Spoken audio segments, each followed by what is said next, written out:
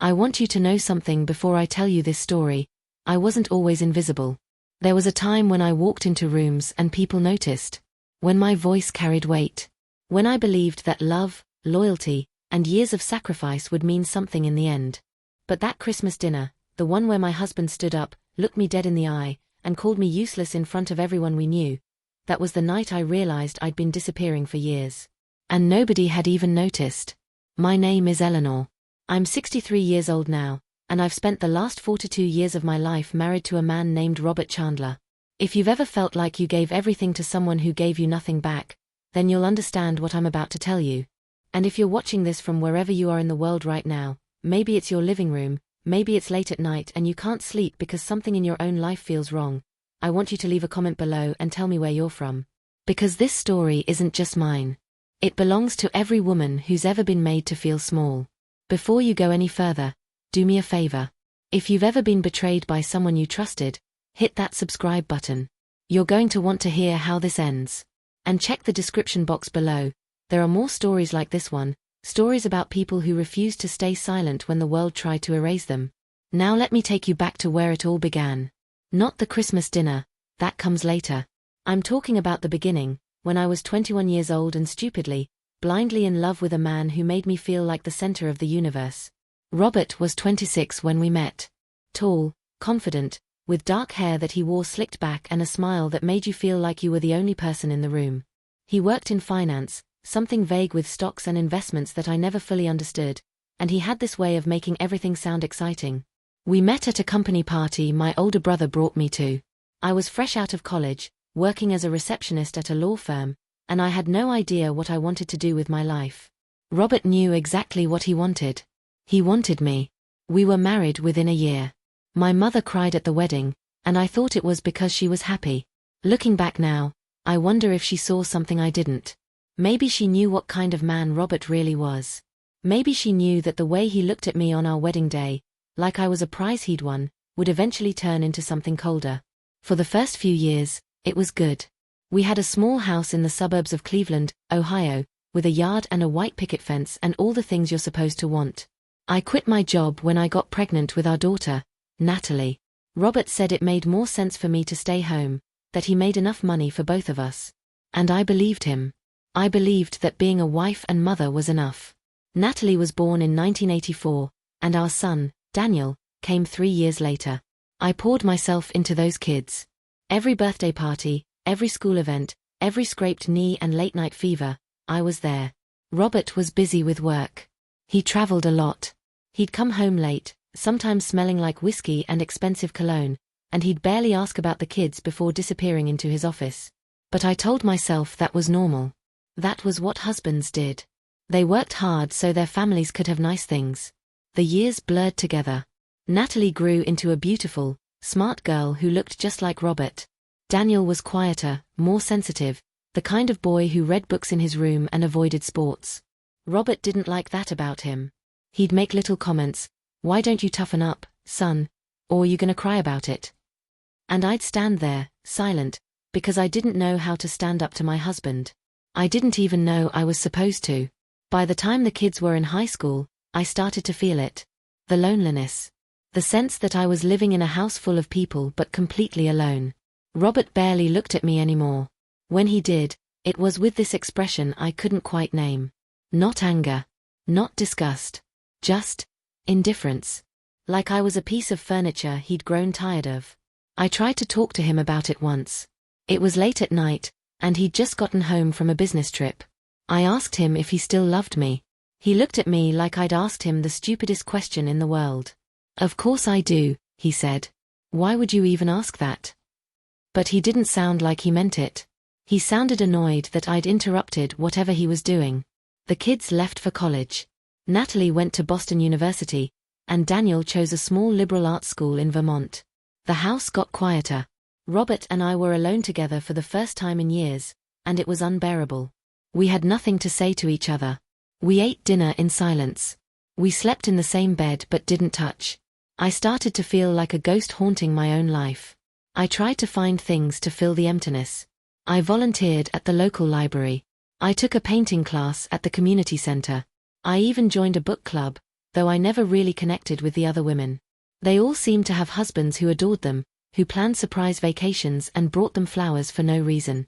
I smiled and nodded and pretended my life was just as full, but inside I was screaming. And then, about 3 years ago, something changed. Robert started acting different. He was suddenly more interested in how he looked. New clothes, a gym membership, hair dye to cover the grey. He was on his phone all the time, texting and smiling at the screen in a way he never smiled at me. I knew what it meant. I wasn't stupid. But I didn't say anything. Because part of me thought that if I ignored it, it would go away. It didn't go away. Last Christmas, the Christmas I'm about to tell you about, was supposed to be perfect. Both kids were coming home for the holidays. It was the first time in 2 years that we'd all be together. I spent weeks planning. I bought a fresh tree and decorated it with the ornaments the kids had made when they were little. I ordered a 20-pound turkey and made Robert's favorite dessert, pecan pie with bourbon whipped cream.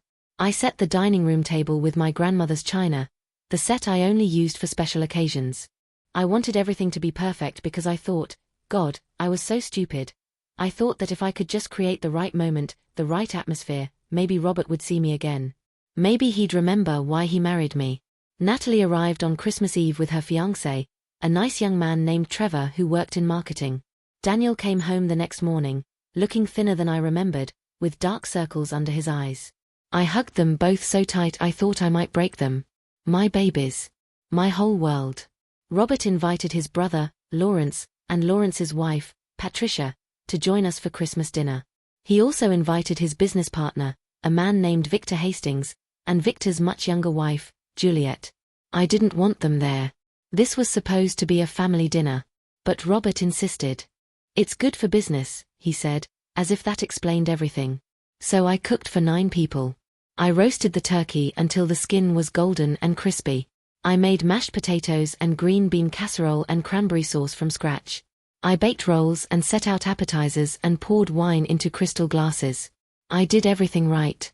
And then, halfway through dinner, Robert looked at me across the table and destroyed me. But I'm getting ahead of myself. You need to understand what led up to that moment. You need to see how a man can take 42 years of love and sacrifice and twist it into something ugly.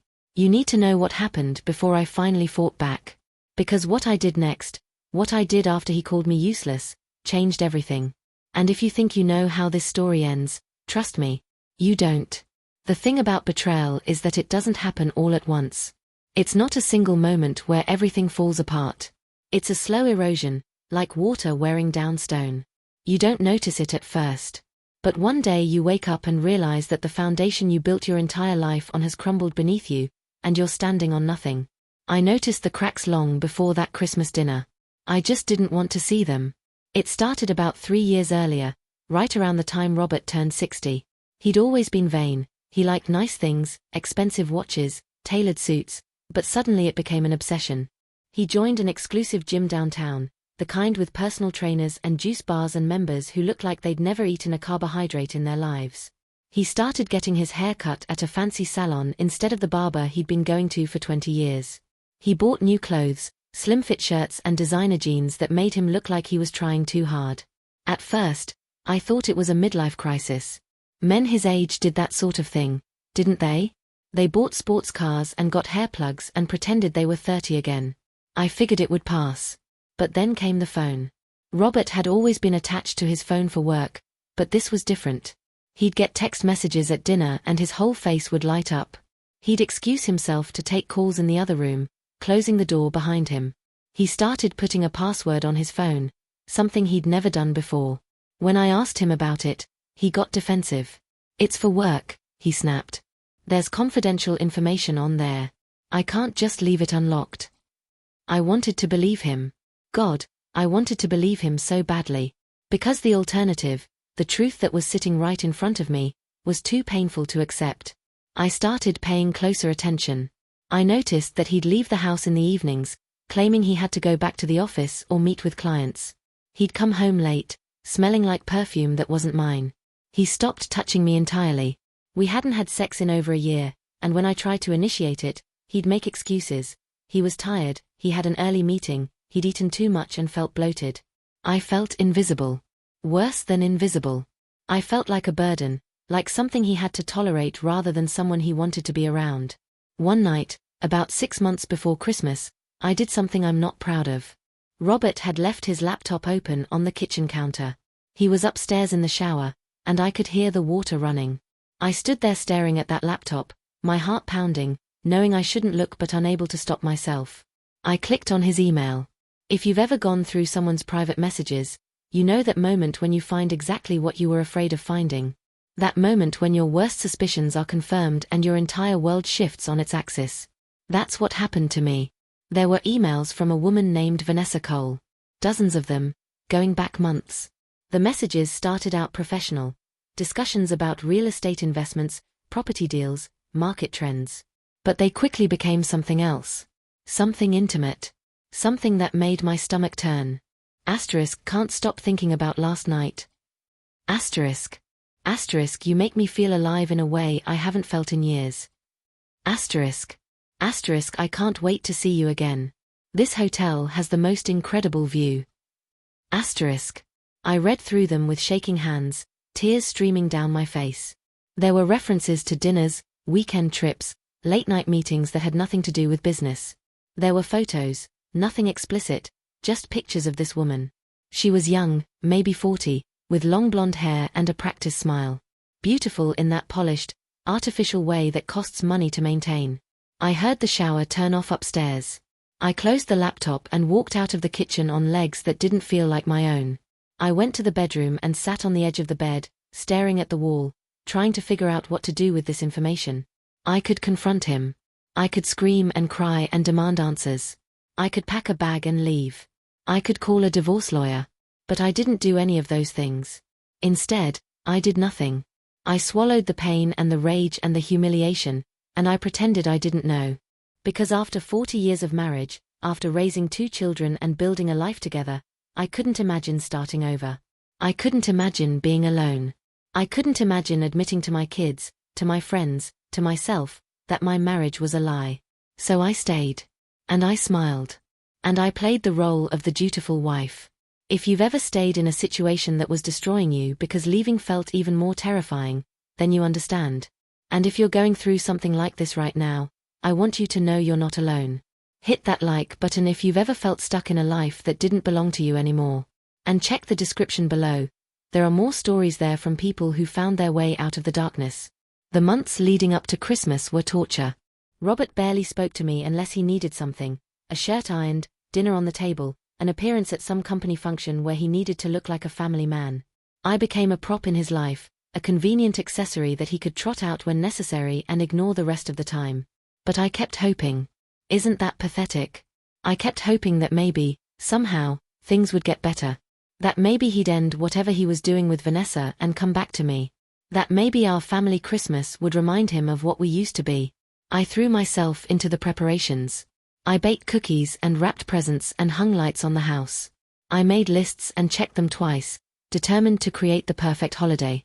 If I could just make everything beautiful enough, maybe he'd see me again. Maybe he'd remember why he loved me. Natalie called me a few days before Christmas. She sounded happy, excited about coming home and introducing us properly to Trevor. We'd met him once before, briefly, but this felt more official. More serious. She was talking about wedding plans, about maybe getting engaged in the spring. My baby girl, all grown up and starting her own life. "How are you and Dad doing?" she asked, her voice suddenly careful. The question caught me off guard. "We're fine," I said automatically. "Why do you ask?"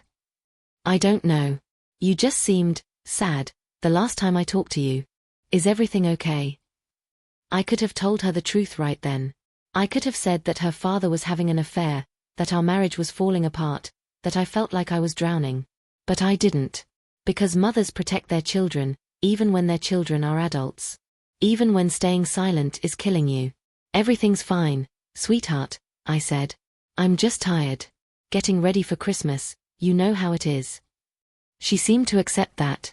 We talked about other things, her job, Trevor's family, Daniel, and how he'd been so stressed with his PhD program.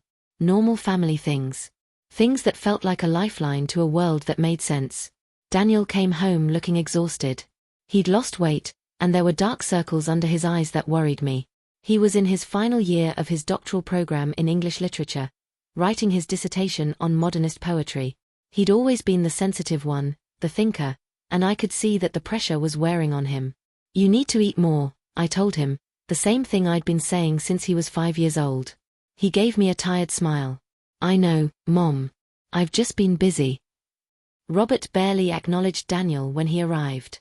A brief handshake, a pat on the shoulder, and then he was back on his phone. I saw the hurt flash across Daniel's face, quickly hidden. My son had spent his whole life trying to win his father's approval and never quite succeeding. The night before Christmas, I couldn't sleep. I lay in bed next to Robert, listening to him snore, and I felt more alone than I'd ever felt in my life. I thought about leaving. Just getting in the car and driving away, leaving him to explain to the kids why their mother was gone. But where would I go? What would I do? I was 63 years old. I hadn't worked in 40 years. I had no money of my own, everything was in Robert's name. I had no skills, no career, no independence. I'd spent my entire adult life taking care of other people, and now I had nothing to show for it except an unfaithful husband and a deep, aching emptiness. The next morning, I got up before dawn and started cooking. The kitchen became my refuge, the one place where I still felt competent. I knew how to roast a turkey. I knew how to make gravy from scratch. I knew how to set a table and create a meal that would make people happy. If only I'd known that by the end of that dinner, everything would fall apart. Christmas morning arrived with fresh snow covering the ground outside, the kind of picture-perfect winter scene that belonged on a greeting card. I stood at the kitchen window watching the sun rise, my hands wrapped around a cup of coffee that had gone cold while I stared into the distance. I'd been up since 4:30, unable to sleep, finally giving up and coming downstairs to start the turkey. It was a ritual I'd perfected over the years, the brining, the seasoning, the careful attention to temperature and timing. This year's bird was 22 pounds, which meant it would need at least 4.5 hours in the oven. I wanted everything to be ready by 3 o'clock, when Robert's brother and sister-in-law were supposed to arrive. The house smelled like butter and herbs and cinnamon from the rolls I'd started rising the night before. I moved through the familiar motions of holiday cooking, trying not to think about anything except the next task on my list. Chop the vegetables for the green bean casserole. Peel the potatoes. Make the cranberry sauce. Keep moving. Stay busy. Don't think about how your husband hasn't touched you in over a year. Don't think about the emails. Don't think about Vanessa Cole and her perfect smile and the way she makes him feel alive. Natalie came downstairs around 8, still in her pajamas, her hair pulled back in a messy bun. She looked so much like Robert it sometimes hurt to look at her. The same dark eyes, the same strong jawline, the same confident way of moving through the world. But she had my kindness, I hoped. My capacity for empathy. "Mom, you should have woken me up," she said, immediately moving to help. "You don't have to do all this by yourself." "I like doing it," I said, and it wasn't entirely a lie. Cooking was one of the few things I still felt good at, one of the few ways I could still show love. We worked side by side, falling into an easy rhythm. Natalie told me more about Trevor, about how he'd taken her to this amazing restaurant in Boston and how he'd hinted that he might propose soon. Her face glowed when she talked about him, and I felt a pang of something I couldn't quite name. Envy? Grief? The memory of what it felt like to be young and in love and certain that your future would be beautiful. "I'm so happy for you, sweetheart," I said, and I meant it. I wanted her to have everything I didn't. I wanted her to find a man who would see her, really see her, for her entire life. Not just in the beginning, when love was easy. Robert came down around 9:30, already dressed in the expensive cashmere sweater I'd bought him for his birthday. He barely glanced at me. "Coffee ready?" he asked. "In the pot," I said, not looking up from the potatoes I was peeling. He poured himself a cup and disappeared into his study without another word. Natalie watched him go, then looked at me with a question in her eyes that I pretended not to see. Daniel emerged around 10, still half asleep. He was wearing an old college sweatshirt with holes in the sleeves, and he looked so young and vulnerable that I wanted to wrap him in my arms and protect him from everything sharp in the world. "Merry Christmas, Mom," he said, kissing my cheek. "Merry Christmas, baby," I said. "Sit down. I'll make you breakfast." Trevor arrived around noon, bringing wine and flowers and that easy charm that young men in love carry with them. He shook Robert's hand with just the right amount of firmness, called me Mrs. Chandler in that respectful way that felt a little old-fashioned, and immediately started helping set the table without being asked. I liked him. I liked the way he looked at Natalie, like she was the most fascinating person he'd ever met. Lawrence and Patricia showed up right on time at 3 o'clock. Lawrence was 2 years older than Robert, with the same tall build but softer around the edges, his hair completely grey where Robert's was still dark, with help from a bottle, though he'd never admit it. Patricia was a pleasant woman with a habit of asking too many personal questions disguised as concern. "Eleanor, you look tired," she said, hugging me at the door. "Are you taking care of yourself?" "I'm fine," I said, the same thing I always said. "Just busy with the holidays." And then, just as I was about to announce that dinner was ready, Robert dropped the bomb. "Oh, I forgot to mention," he said casually, "Victor and Juliet are coming too. They should be here any minute." I froze in the middle of the kitchen, holding a serving spoon. "You invited them?" "Of course. I told you last week." He hadn't told me anything. I would have remembered. But I couldn't argue with him in front of everyone, couldn't make a scene. So I just nodded and set 2 more places at the table, my hands shaking with anger and humiliation. Victor Hastings was Robert's business partner, a man I'd met exactly 3 times in 40 years. He was younger than Robert, maybe 55, with silver hair and an expensive watch that probably cost more than my car. And Juliet, his wife, was 32 years old. I knew because Patricia had told me, her voice dripping with disapproval, when Victor had left his first wife 2 years ago and married his secretary. They arrived 20 minutes later, Juliet tottering in on heels that were completely impractical for Ohio in December, wearing a dress that showed more skin than I'd shown in my entire life. She was beautiful in that obvious way, blonde hair extensions, fake nails, lips that had clearly been enhanced. She looked like every middle-aged man's fantasy of youth and vitality. And the way Robert looked at her made me want to die. I saw it immediately, the way his eyes lit up when she walked in, the way he stood up a little straighter, the way he smiled in a way he never smiled at me anymore. Victor didn't seem to notice, too busy shaking hands and accepting drinks. But I noticed. And when I glanced at Patricia, I saw that she'd noticed too. Our eyes met across the room, and in that moment I saw pity in her expression, and that pity was somehow worse than everything else. "Dinner's ready," I announced, my voice sounding strange to my own ears. "Everyone please sit down." The dining room looked beautiful. I'd outdone myself, candles flickering in silver holders, my grandmother's china gleaming under the chandelier, serving dishes arranged perfectly on the table. The turkey sat in the center, golden and glistening, surrounded by all the traditional sides. It was a Norman Rockwell painting come to life. But the atmosphere at the table was wrong from the start. Robert seated Juliet next to him, across from me, and I had to watch as he laughed at everything she said, leaned in close to hear her better, refilled her wine glass before anyone else's. Victor seemed oblivious, talking business with Lawrence.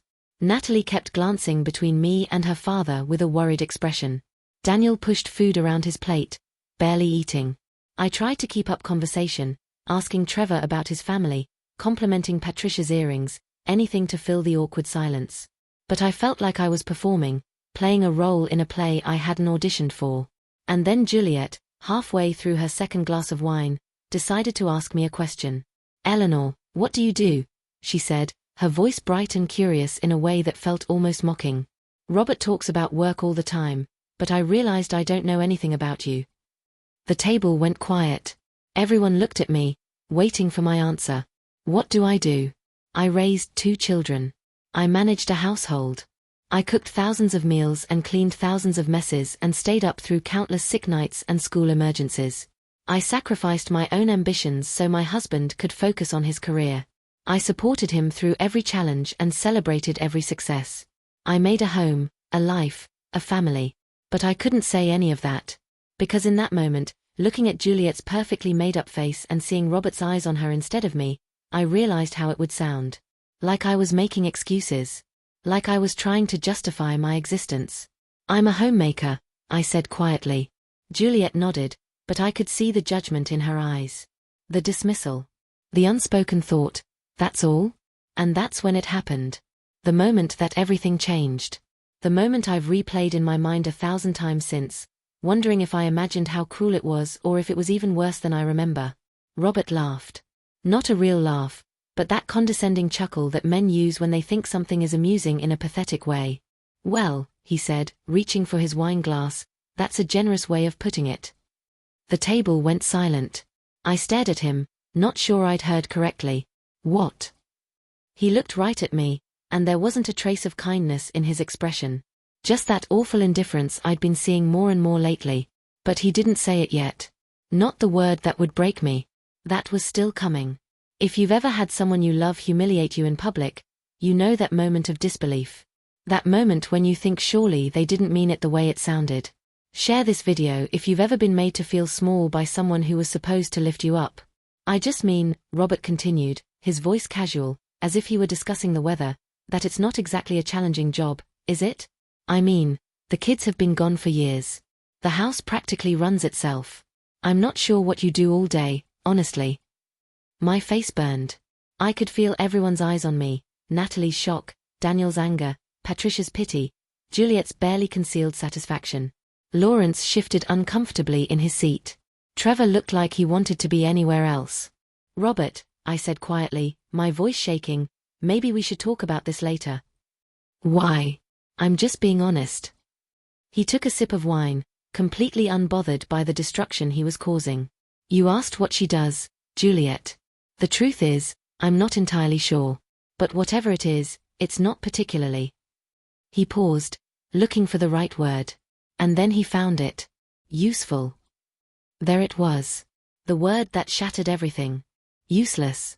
After 42 years of marriage, after sacrificing everything, after giving him the best years of my life, that's what I was to him. Useless. The room was completely silent now. Even Juliet looked uncomfortable, realizing that Robert had crossed some invisible line.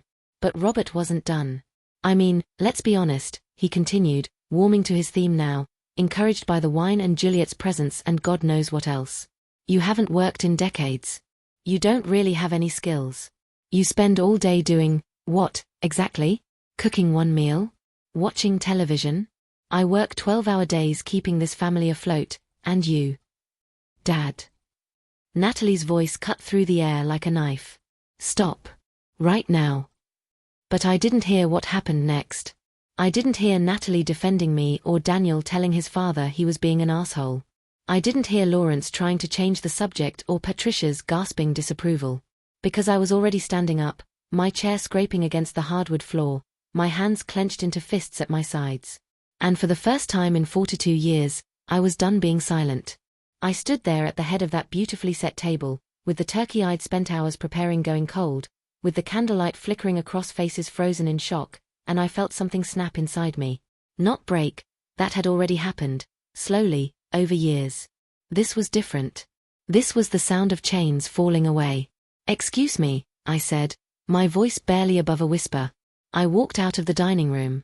Not running, not crying, just walking with careful, measured steps like I was afraid that if I moved too quickly I might shatter into 1,000 pieces. Behind me, I heard Natalie's raised voice, Daniel saying something sharp to his father, the scrape of chairs. But it all sounded very far away, like I was underwater. I went upstairs to our bedroom. No, not our bedroom. Robert's bedroom that I happened to sleep in. I closed the door and locked it and stood in the middle of the room, breathing hard, my whole body shaking. Useless. The word echoed in my head, growing louder with each repetition.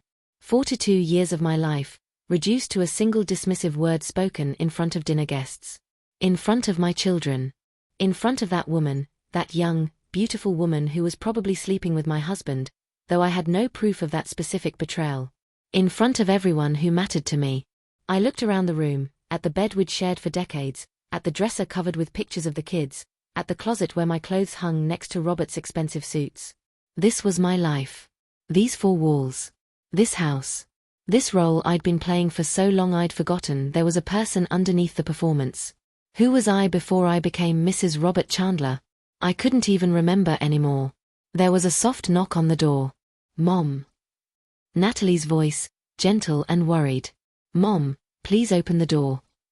I didn't move. "Mom, I'm so sorry. He's drunk, he didn't mean it. He's being an asshole. Please come down." But he did mean it. That was the thing Natalie didn't understand. Maybe he wouldn't have said it if he were sober, but the thought was there, The contempt was there. The belief that I contributed nothing, that I was just taking up space in his life, that I was useless, that had been growing in him for years. I'd seen it in the way he looked at me, or rather, the way he looked through me. The alcohol had just given him permission to say it out loud. "Mom, please." Natalie was crying now. I could hear it in her voice. "Don't let him ruin Christmas. He's not worth it." But Christmas was already ruined. More than that, my entire life was ruined, and I'd been too scared and too stupid to see it happening. I heard footsteps on the stairs, heavier. Daniel's voice, tight with anger. "Is she okay? She won't open the door." Did he follow her up? Did he even apologize? He's still down there. Lawrence and Patricia left. Victor and that woman left. Trevor's trying to clean up. Dad's just sitting there, drinking. I heard Daniel pound on the door, harder than Natalie's gentle knock. "Mom, open up. Please. I want to know you're okay." I walked to the door and pressed my palm against it, imagining I could feel their warmth on the other side. "My babies. My beautiful children. I'm fine," I said, and my voice sounded strange. Calm. Almost eerily calm.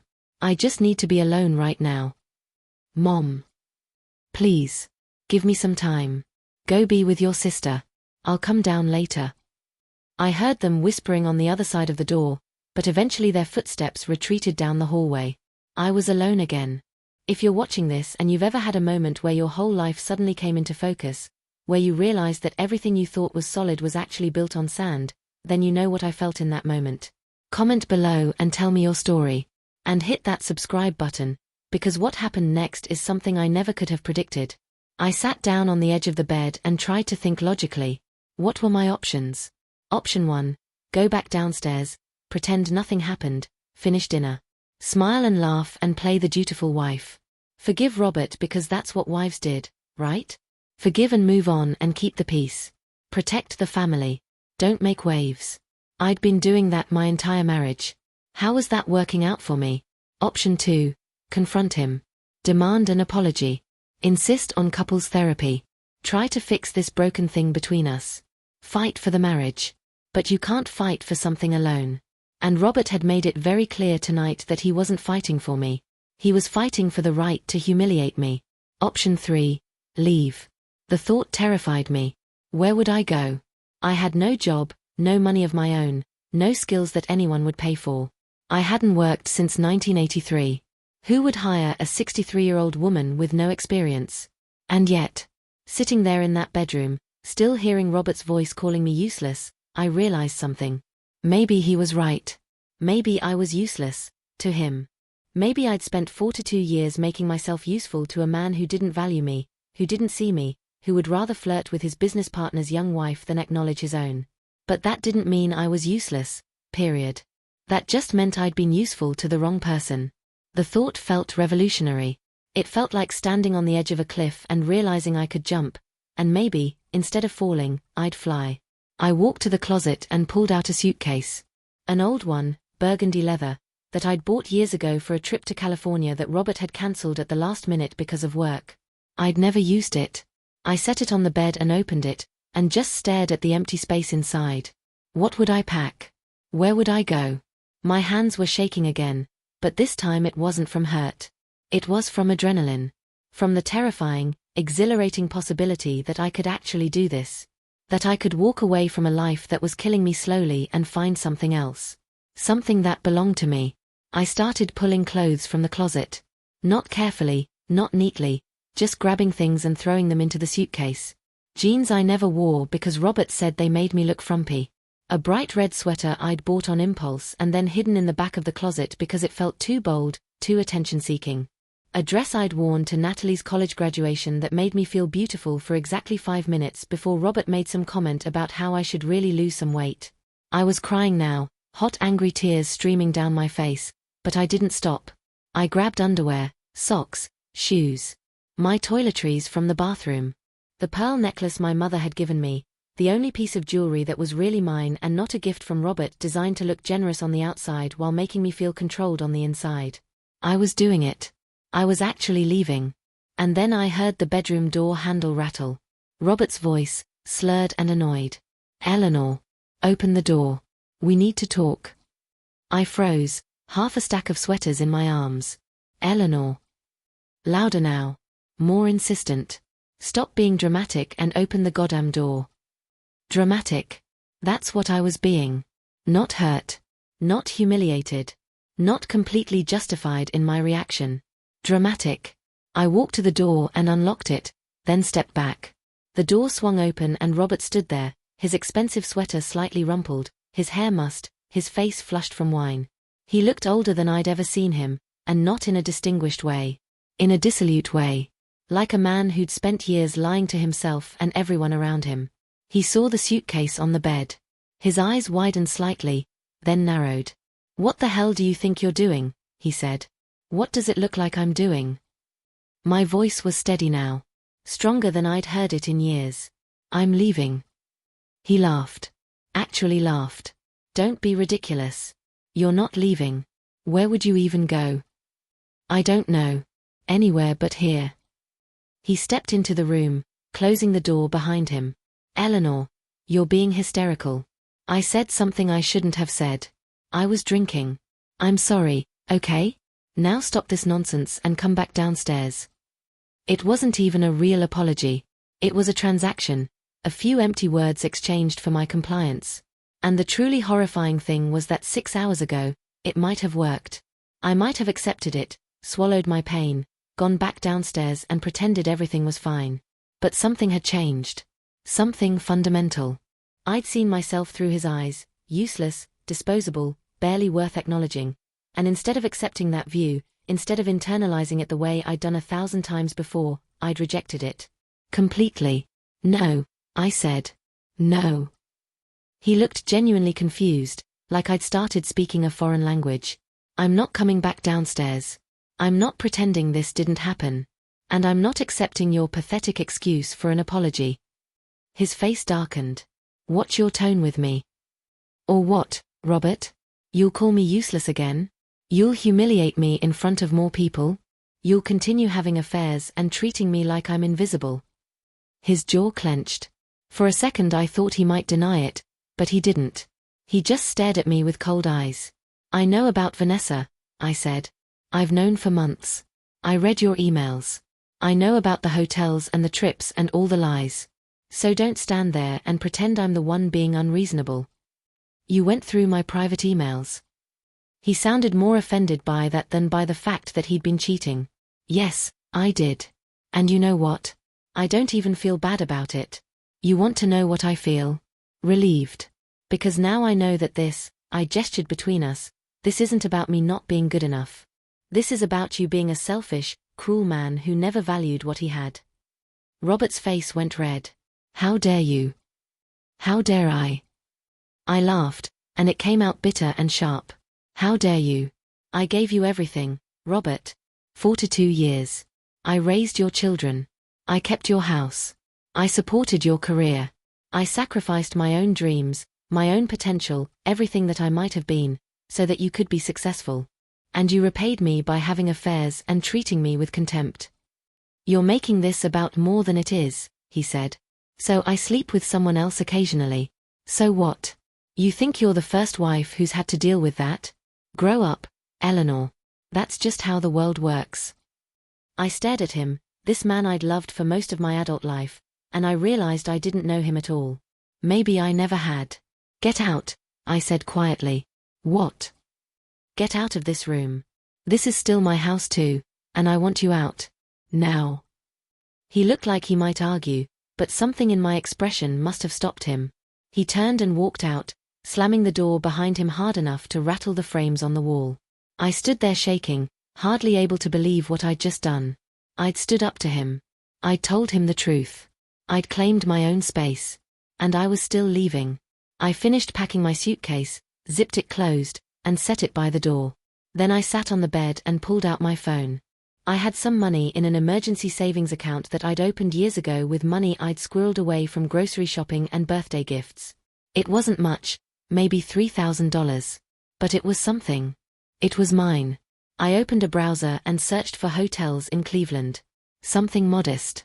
Something I could afford for a few nights while I figured out my next move. There was another knock on the door. Softer this time. Mom? Can I come in? Natalie. I got up and opened the door. She stood there with red-rimmed eyes, Trevor hovering protectively behind her. Are you really leaving? She asked. I nodded. Good, she said, and I started crying again because I'd been so afraid she'd take his side, that she'd tell me I was overreacting, that she'd ask me to stay for the sake of the family. You should have left years ago. Natalie. No, Mom. I mean it. I've watched him treat you like you don't matter for my whole life. I've watched you make yourself smaller and smaller to accommodate him. And I hate it. I hate that I didn't say anything sooner, that I didn't tell you that you deserve better than this. She hugged me, and I held on to her like she was the only solid thing in a world that was spinning out of control. Where will you go? She asked when we finally pulled apart. I don't know. A hotel for now. Then. I'll figure it out. Come stay with us, Trevor said. We have a spare bedroom in our apartment in Boston. You can stay as long as you need to. The offer was so kind, so unexpected, that I started crying harder. I can't impose on you like that. You're not imposing, Natalie said firmly. We're family. And family takes care of each other. Real family. Not whatever the hell this has been. Daniel appeared in the doorway then, his face set in hard lines. I told him if he ever talks to you like that again, I'll never speak to him for the rest of his life. I don't care if he's my father.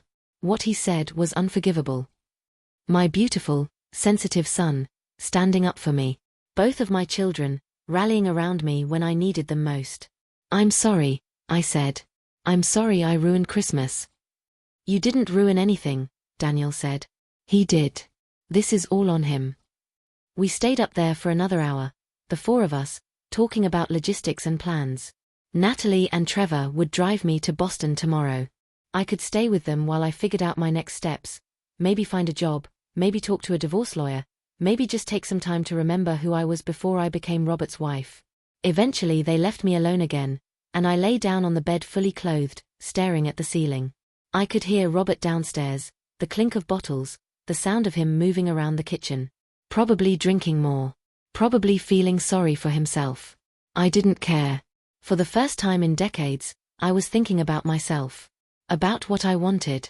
About what kind of life I could build from the ruins of this one. And you know what? It felt good. It felt terrifying and uncertain and completely insane, but it also felt like freedom. If you've ever walked away from something that was destroying you, even though you were terrified of what came next, I want to hear about it. Leave a comment below. Share your story. Let's remind each other that we're not alone in this. And please, check the description box for more stories like this. Stories about people who chose themselves when everyone else had chosen to forget them. I didn't sleep that night. I lay in the dark, listening to the house settle around me, and I planned. Not revenge, not yet. Just survival. Just the next step, and the one after that. But somewhere in the back of my mind, a different kind of plan was forming. Something Robert would never see coming. Something that would show him exactly what he'd lost when he decided I was useless. I just didn't know yet what that something would be. But I would figure it out. Because the thing about invisible women is that nobody sees them coming. And that can be a very powerful thing. I must have fallen asleep sometime around 4 in the morning, because I woke to pale winter sunlight streaming through the bedroom window and the sound of Natalie's voice outside my door. Mom? Are you awake? I sat up, my neck stiff from sleeping in my clothes, my eyes puffy and sore from crying. For one blissful moment, I didn't remember why I felt so awful. Then it all came rushing back. The dinner, Robert's words, the suitcase packed and waiting by the door. I'm awake, I called out. Natalie came in carrying a mug of coffee. She looked tired too, like she hadn't slept well either. I made breakfast. Well, Trevor made breakfast. I'm not much better at cooking than Dad is. She tried to smile, but it didn't reach her eyes. I took the coffee gratefully, wrapping my hands around the warm mug. Where is your father? His car's gone. I think he left sometime early this morning. Daniel went to check. His bedroom door was open and some of his clothes are missing. He probably went to a hotel. Or to Vanessa's place, I thought but didn't say. Let him run to his mistress. Let him complain about his unreasonable wife and find sympathy in her young, understanding arms. I was done caring. We should leave soon, Natalie said gently. Beat the post-Christmas traffic. If you want to, I mean. You can still change your mind. Stay here, work things out. I'm not changing my mind. She nodded, relief visible on her face. Good. Get dressed, have some breakfast, and we'll get on the road. Trevor already put your suitcase in our car.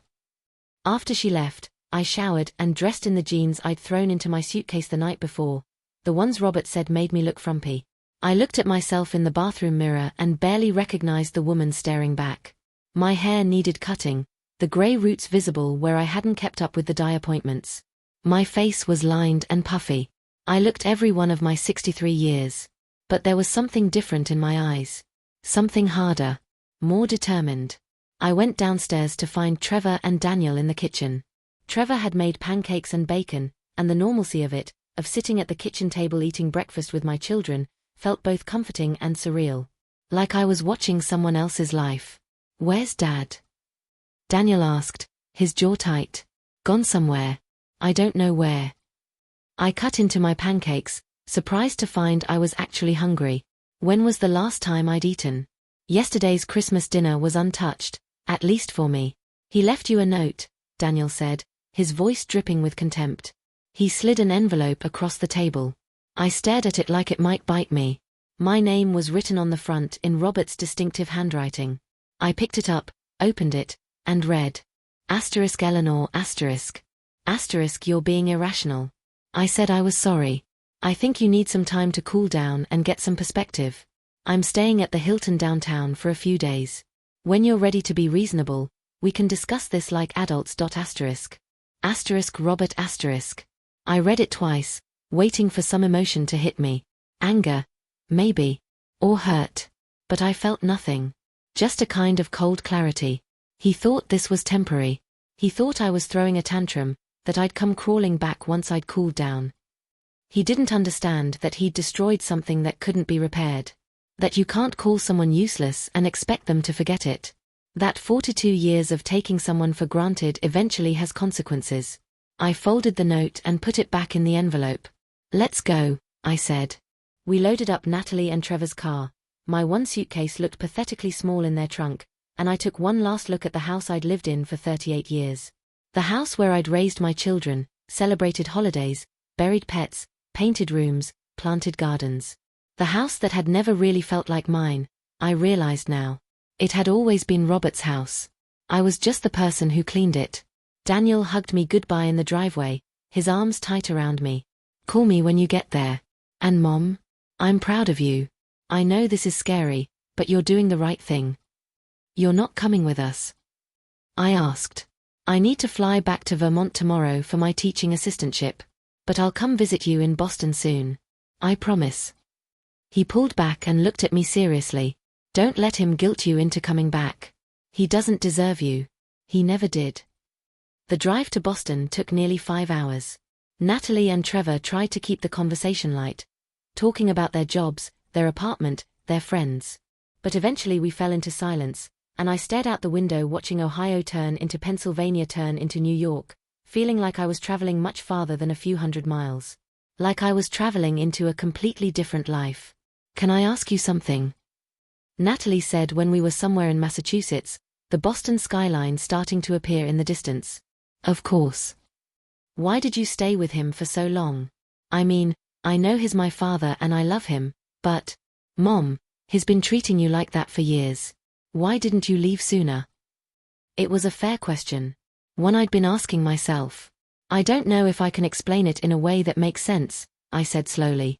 When you're in something, living it day by day, you don't see it the same way someone on the outside does. It happens so gradually. At first, he was wonderful. Attentive. Loving. Then we had you kids, and he got busier with work, and I told myself that was normal. That was what husbands did. They provided. And I was providing too, just in a different way. Taking care of the home, raising you too. I paused, trying to find the right words. And then one day you realize that he doesn't really see you anymore. That when he looks at you, he sees an obligation or an inconvenience. But by then you've built a whole life together. You've invested decades. And you think, well, marriage is hard. This is just a rough patch. Things will get better. But they didn't get better, Natalie said softly. No. They got worse. But I kept making excuses. And I was scared. I'm still scared, honestly. I haven't worked in 40 years. I don't have any money of my own. I don't know how to be independent. I don't even know who I am without being someone's wife and someone's mother. So why leave now? Trevor asked. What changed? I thought about that. He called me useless. And I realized that if I stayed, if I accepted that, then maybe I would become useless. Maybe I'd spend the rest of my life being invisible, being nothing, just waiting to die. And I thought, I can't do that. Even if I'm terrified. Even if I fail. I have to at least try to be something more than what he thinks I am. We pulled up to their apartment building in Cambridge around 7 that evening. It was an old brownstone converted into units, the kind of place young professionals lived, trendy, expensive, walking distance to restaurants and shops. They lived on the 3rd floor, a one-bedroom with a small office that Trevor said he'd been using but could easily convert into a guest room. It's not much, Natalie said as she showed me around. But it's yours for as long as you need it. It was perfect. Small and simple and completely different from the sprawling suburban house I'd just left. I could reinvent myself here. Nobody knew me. Nobody had any expectations of who I was supposed to be. That first night, I lay in the small guest room and listened to the sounds of the city outside. Cars passing, people talking, sirens in the distance. I'd lived in quiet suburbs my entire adult life. This felt overwhelming and exhilarating at the same time. My phone buzzed with a text message. Robert. Asterisk called the house. You're not there. Where are you? This is ridiculous. Asterisk. I stared at the message for a long time.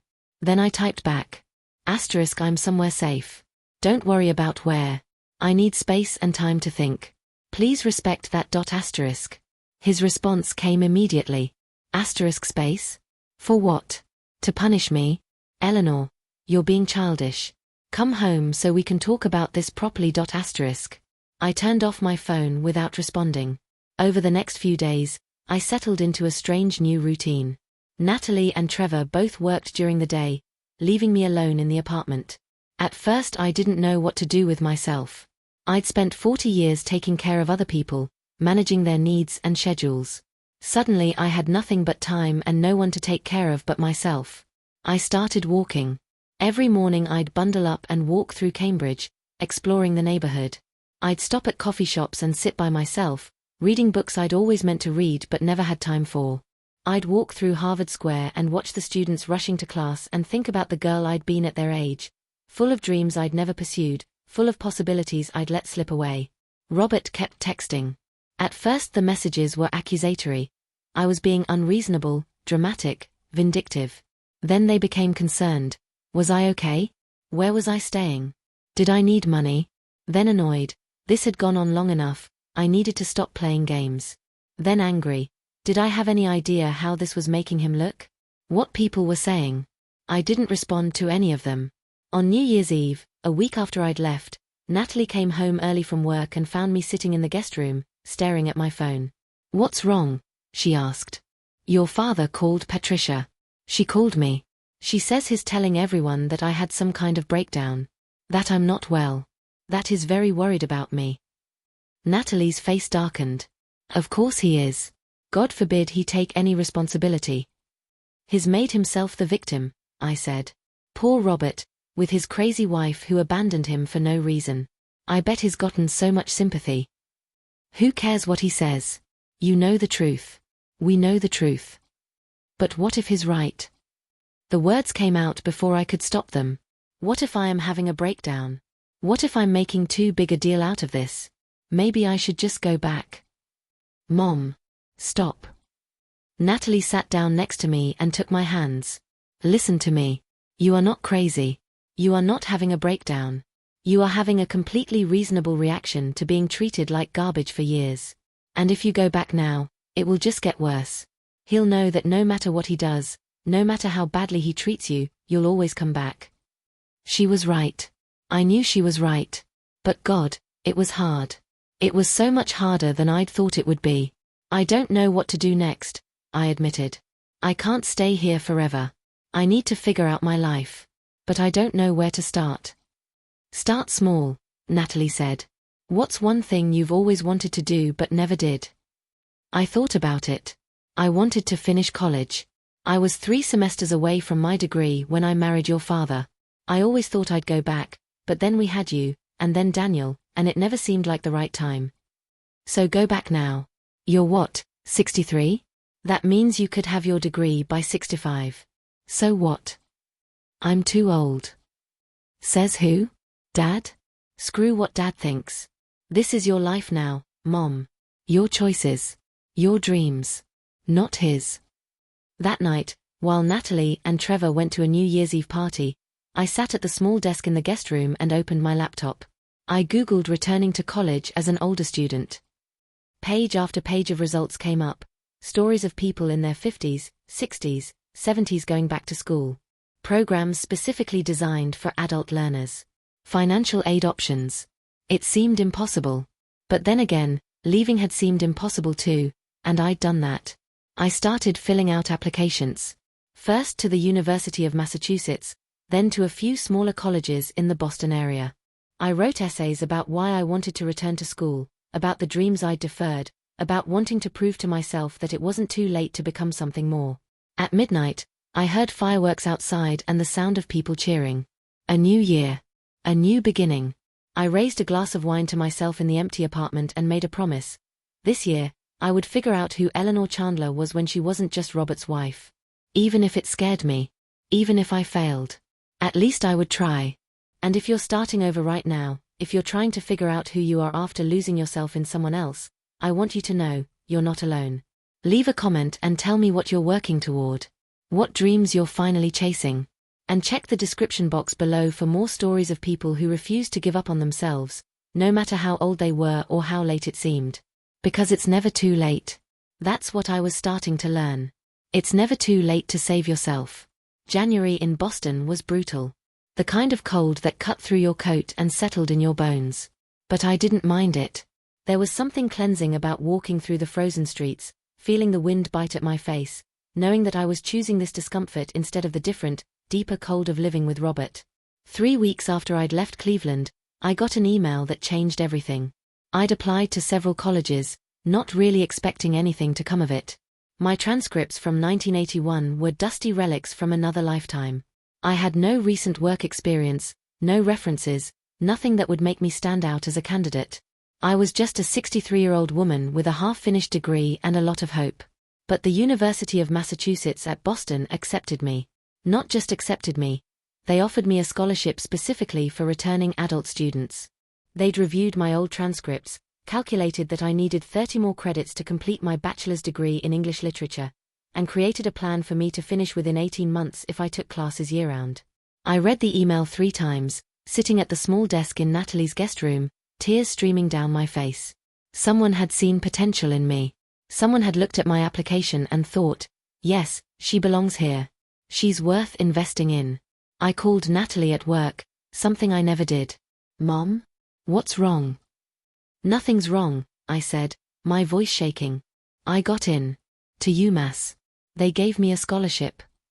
She squealed so loud I had to hold the phone away from my ear. Mom. That's amazing. Oh my God, I'm so proud of you.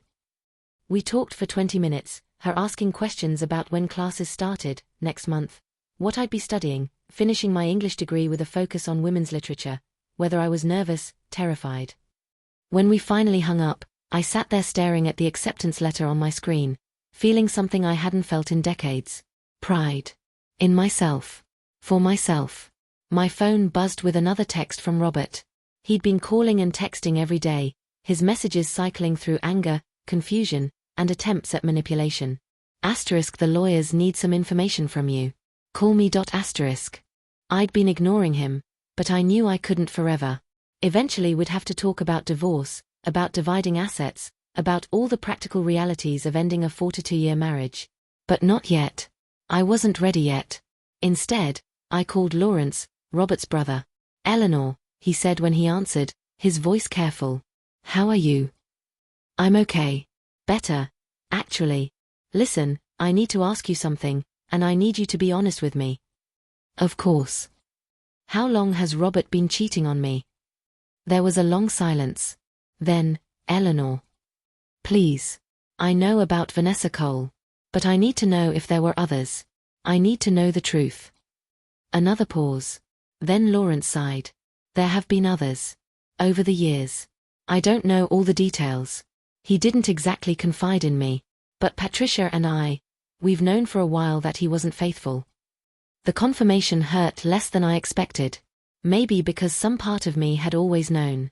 Why didn't you say anything? What could we say? You seemed happy, or at least content. And it's not my place to get involved in my brother's marriage. Patricia wanted to tell you. We argued about it more than once. But I thought. I don't know.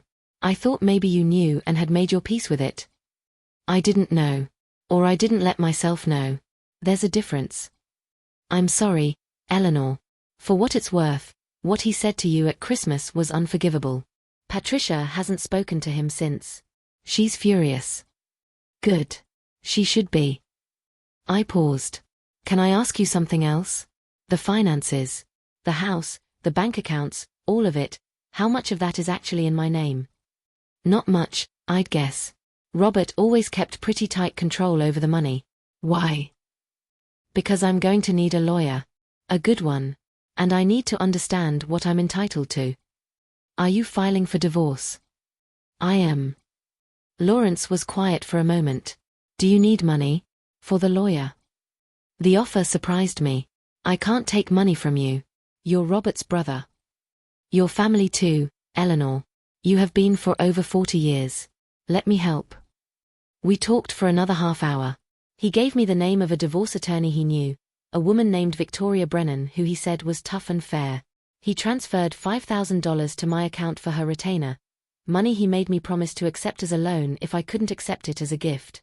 When I called Victoria Brennan's office the next day, her secretary fit me in for an appointment that same week. Victoria was nothing like I expected. I'd imagined someone severe and businesslike, but she was warm and approachable, probably in her mid-40s, with short grey hair and kind eyes behind designer glasses. Her office was in a high-rise in downtown Boston, with a view of the harbor that probably cost more than Robert's yearly salary. Tell me everything, she said after we'd settled in her office with coffee. So I did.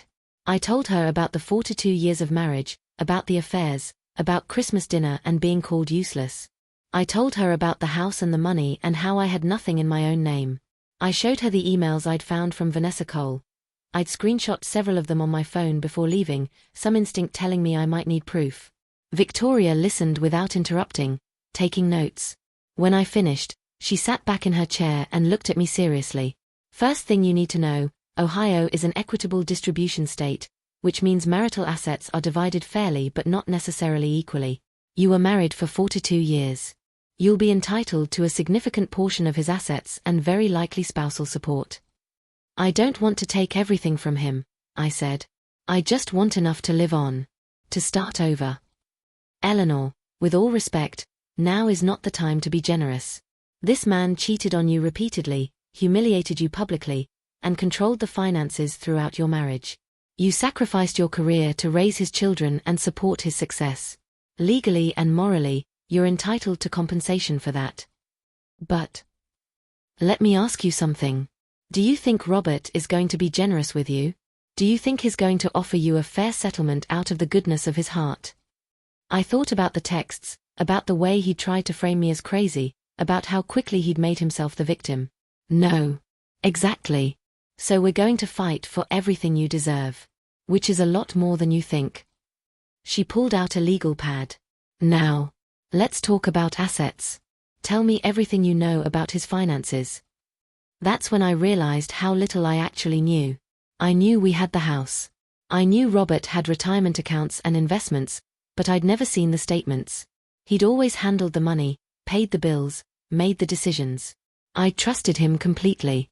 What a fool I'd been. We'll need to do discovery, Victoria said. Force him to disclose everything. Bank statements, investment accounts, property holdings, retirement funds. We'll get a complete picture of the marital estate. How long will this take? Depends on how cooperative he is. If he fights us, could be a year or more. If he's reasonable, we might settle in a few months. I thought about Robert being reasonable and almost laughed. He's going to fight. Most of them do, Victoria said. But we'll fight harder. I left her office feeling both empowered and terrified. I was really doing this. I was really ending my marriage, claiming my independence, starting completely over at 63 years old. That night, I got a different kind of message from Robert. Not a text, an email, formal and cold. Eleanor, since you refuse to communicate like an adult, I've been forced to take other measures. I've closed our joint bank accounts and credit cards. You are no longer authorized on our accounts. If you need money, you can ask me for it like a reasonable person. Additionally, I've consulted with my attorney. If you insist on pursuing this ridiculous separation, I will fight you on every single point. You will find I'm not as generous as you might hope. I suggest you come to your senses before this gets ugly. Robert. I forwarded the email to Victoria immediately. She called me within an hour. That was stupid of him, she said, and I could hear the satisfaction in her voice. Very, very stupid. He just demonstrated financial control and coercion. This is actually going to help our case significantly. But I don't have any money now, I said, trying not to panic. How am I supposed to? We'll file an emergency motion for temporary support. A judge will order him to provide you with funds while the divorce is pending. It'll take a few weeks, but you'll be fine. In the meantime, do you have enough to get by? I thought about the emergency fund I'd hidden away, the money Lawrence had given me. I'll manage. Good. And Eleanor? Don't respond to that email. Don't engage with him at all. Let me handle it. That's what you're paying me for. Classes started at UMass in February. I was terrified that first day, walking into a classroom full of students who were mostly young enough to be my grandchildren. I sat in the back, trying to be invisible, certain that everyone was staring at the old lady who didn't belong. But something funny happened. After the first class, Introduction to Contemporary Women's Literature, a young woman with purple hair came up to me. I just wanted to say, I think it's really cool that you're here, she said. My grandmother talks about wanting to go back to school but says she's too old. I'm going to tell her about you. Others approached me too, throughout those first weeks. They asked about my life, about why I'd come back to school, about my experiences. They treated me like I had wisdom to offer, not like I was some pathetic old woman desperately clinging to lost youth. And I found that I loved it. Loved the discussions, the reading, the writing papers, the challenge of analyzing texts and forming arguments. My brain, which I'd thought had gone soft after years of disuse, came roaring back to life. I stayed up late reading Virginia Woolf and Toni Morrison and Margaret Atwood. I wrote essays that my professors praised. I participated in class discussions and found that I had things to say, perspectives shaped by decades of life that the younger students hadn't experienced yet. For the first time in my adult life, I felt intellectually alive. But the divorce proceedings were ugly, just as Robert had promised. He fought everything. He claimed I'd abandoned him without cause. He tried to argue that I wasn't entitled to spousal support because I'd chosen not to work. He hired an expensive lawyer who sent threatening letters and made unreasonable demands. Victoria was right. He wasn't going to be generous. In March, 2 months after I'd left, we had our first court hearing for temporary support. I had to see Robert for the first time since Christmas. He walked into the courthouse looking polished and professional in an expensive suit, his hair perfectly styled, playing the part of the wronged husband. He looked right through me like I wasn't there. The judge, an older woman named Margaret O'Connor, reviewed the financials that Robert had been forced to disclose. She looked at his income, significantly higher than I'd realized, and the joint accounts he'd frozen. She looked at my situation, 63 years old, no income, living with my daughter, trying to go back to school. Mr. Chandler, she said, her voice crisp and no nonsense, explain to me why you thought it was appropriate to cut your wife of 42 years off from all marital funds without warning. Your Honor, she left without explanation. She refused to communicate. I had no choice but to protect our assets. From your wife. You had to protect your assets from your wife of 4 decades. Judge O'Connor raised an eyebrow. I'm ordering you to pay temporary spousal support of $5,000 per month, effective immediately. You'll also restore her access to at least one credit card with a reasonable limit. And Mr. Chandler, if you try to hide assets or play games with the finances, I will not look kindly on it when we get to the final settlement. Are we clear? Robert's jaw clenched. Yes, Your Honor. As we left the courthouse, Robert tried to corner me in the hallway. His lawyer had walked ahead, out of earshot. Eleanor, this is insane, he said, his voice low and urgent. $5,000 a month. For what? You're trying to bleed me dry. I'm trying to survive, I said. That's all. You could survive at home. In our house. Where you belong. This whole thing is ridiculous. Just come back and we'll forget any of this happened. I looked at him, really looked at him, and tried to see the man I'd fallen in love with 43 years ago. But he wasn't there anymore. Maybe he'd never been there at all. Maybe I'd just been in love with the idea of him, with the future I thought we'd have together. I'm not coming back, Robert. I'm done. The sooner you accept that, the easier this will be for both of us. You're making a huge mistake, he said. You're going to end up old and alone with nothing. Is that what you want? I'm already old, I said. And I was more alone in our marriage than I've ever been in my life. So yeah, I'll take my chances. I walked away, and I didn't look back. The $5,000 a month changed everything. Suddenly I had breathing room. I could think about getting my own apartment, buying my own clothes, paying for my own life. I was still staying with Natalie and Trevor. They insisted I didn't need to rush out, but having money of my own, money that wasn't dependent on Robert's goodwill, felt like power. In April, I got a call from Patricia, Lawrence's wife. Eleanor, I hope you don't mind me calling, she said. But there's something you should know. My heart sank.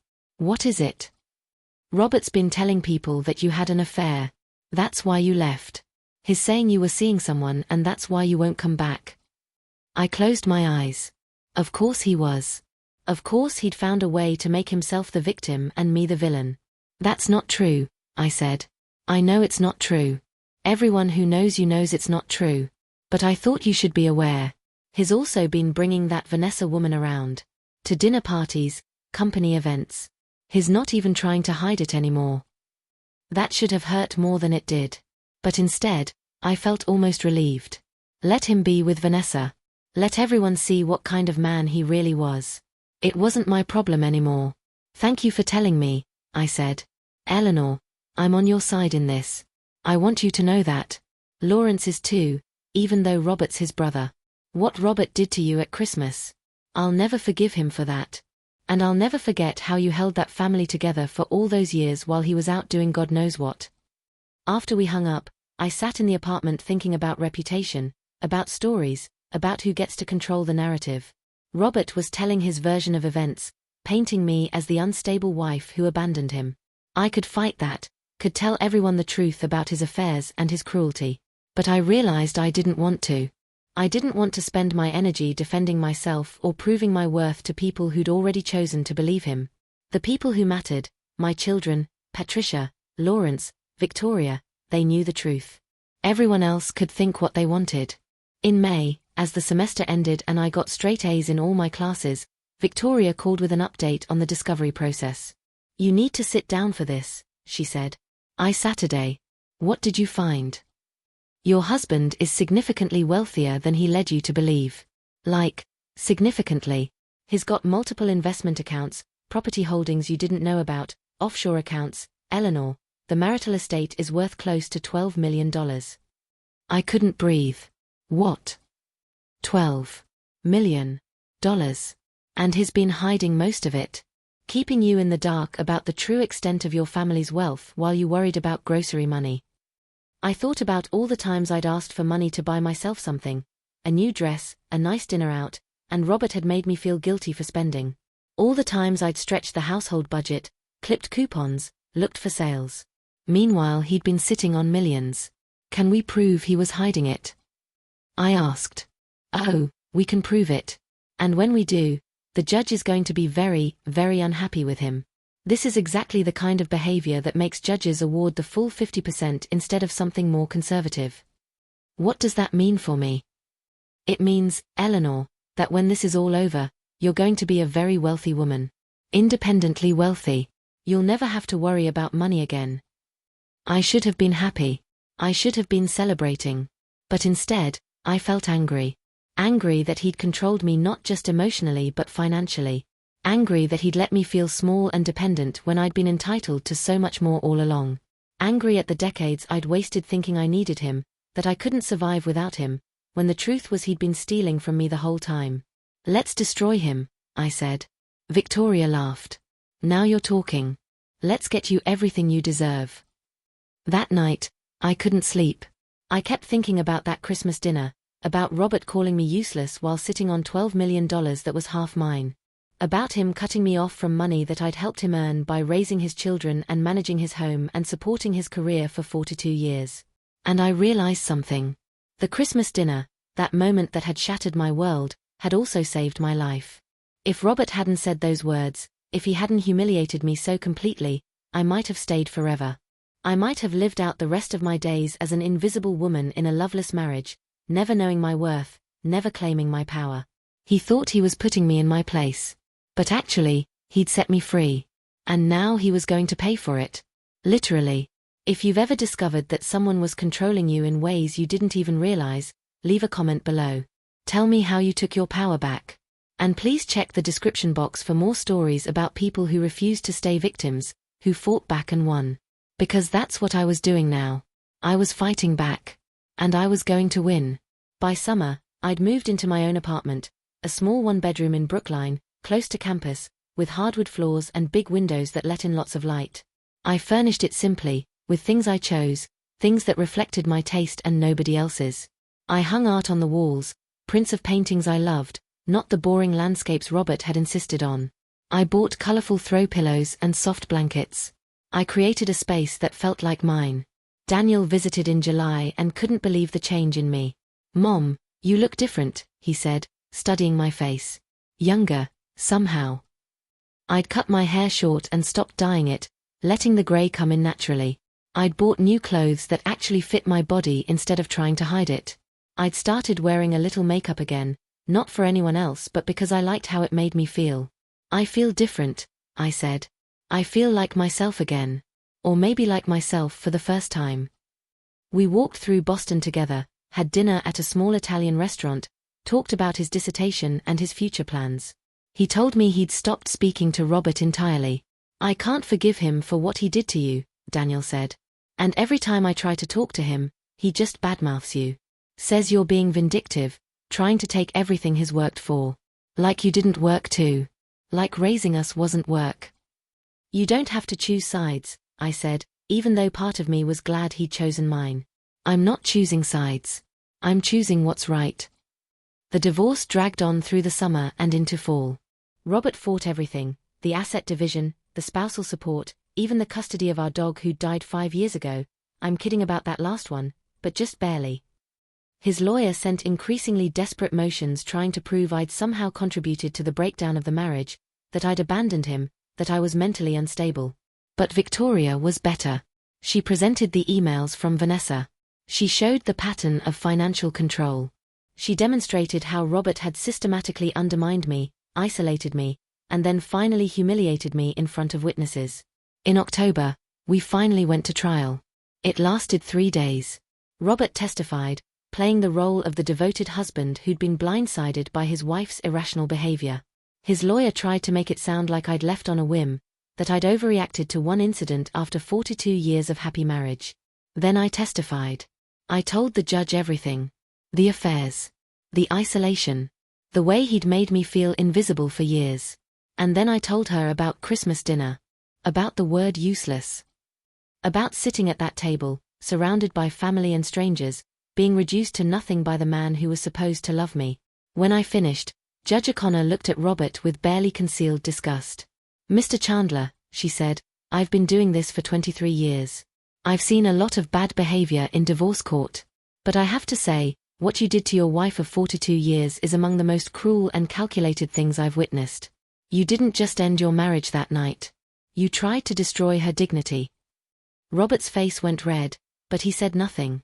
The judge ruled in my favor on almost everything. I got half of all marital assets, including the hidden accounts. I got permanent spousal support. I got to keep my maiden name if I wanted to, I did. I got my freedom.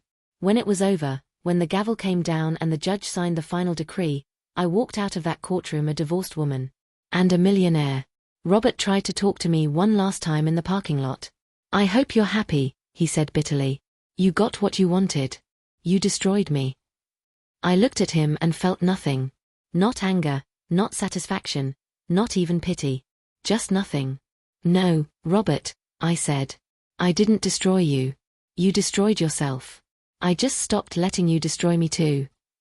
I got in my car and drove away, leaving him standing there in the parking lot looking smaller than I'd ever seen him. And I realized something as I drove back to my apartment in Brookline. This wasn't about revenge. It had never been about revenge. It was about survival. It was about reclaiming my life, my identity, my worth. Robert had called me useless. And in doing so, he'd forced me to prove him wrong. Not to him, he'd never understand. But to myself. I wasn't useless. I was just getting started. The first thing I did with my settlement money was something completely impractical and absolutely necessary. I bought a piano. I'd played as a child, had been pretty good actually, but I'd given it up when I married Robert. He said pianos were too loud, too expensive, took up too much space. For 42 years, I hadn't touched a key. The baby grand they delivered to my Brookline apartment was probably too big for the space, and it definitely cost more than I should have spent. But when I sat down at it for the first time and put my fingers on those ivory keys, when I played the first halting notes of a Chopin nocturne I'd memorized at 15, I started crying. This was what coming back to life felt like. It was spring again, a full year since that Christmas dinner. I'd finished my bachelor's degree in December, walking across the stage at my graduation ceremony with Natalie and Daniel cheering in the audience. I was 64 years old, and I'd never been prouder of anything in my life. Now I was taking a gap semester, trying to figure out what came next. I'd been accepted into a master's program in English literature at Boston University, but I wasn't sure I wanted to go back to school yet. I had money. I had time. I had no obligations to anyone but myself.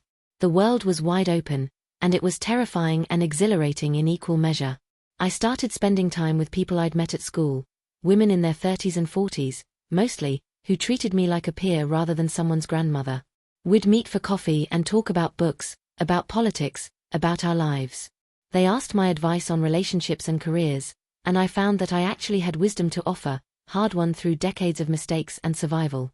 One of them, a woman named Bridget who was working on her MFA in creative writing, suggested I start writing about my experiences.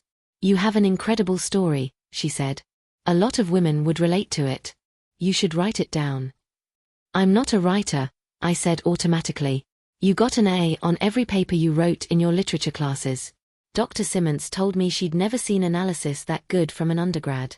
You're absolutely a writer. So I started writing. Not the whole story, not yet, just pieces of it. What it felt like to be invisible in your own life. What it felt like to leave everything you knew at 63.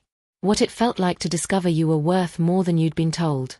I joined a writing group, a collection of women of various ages who met twice a month at a bookstore in Cambridge. We'd share pages and give each other feedback, and slowly, week by week, my story began to take shape.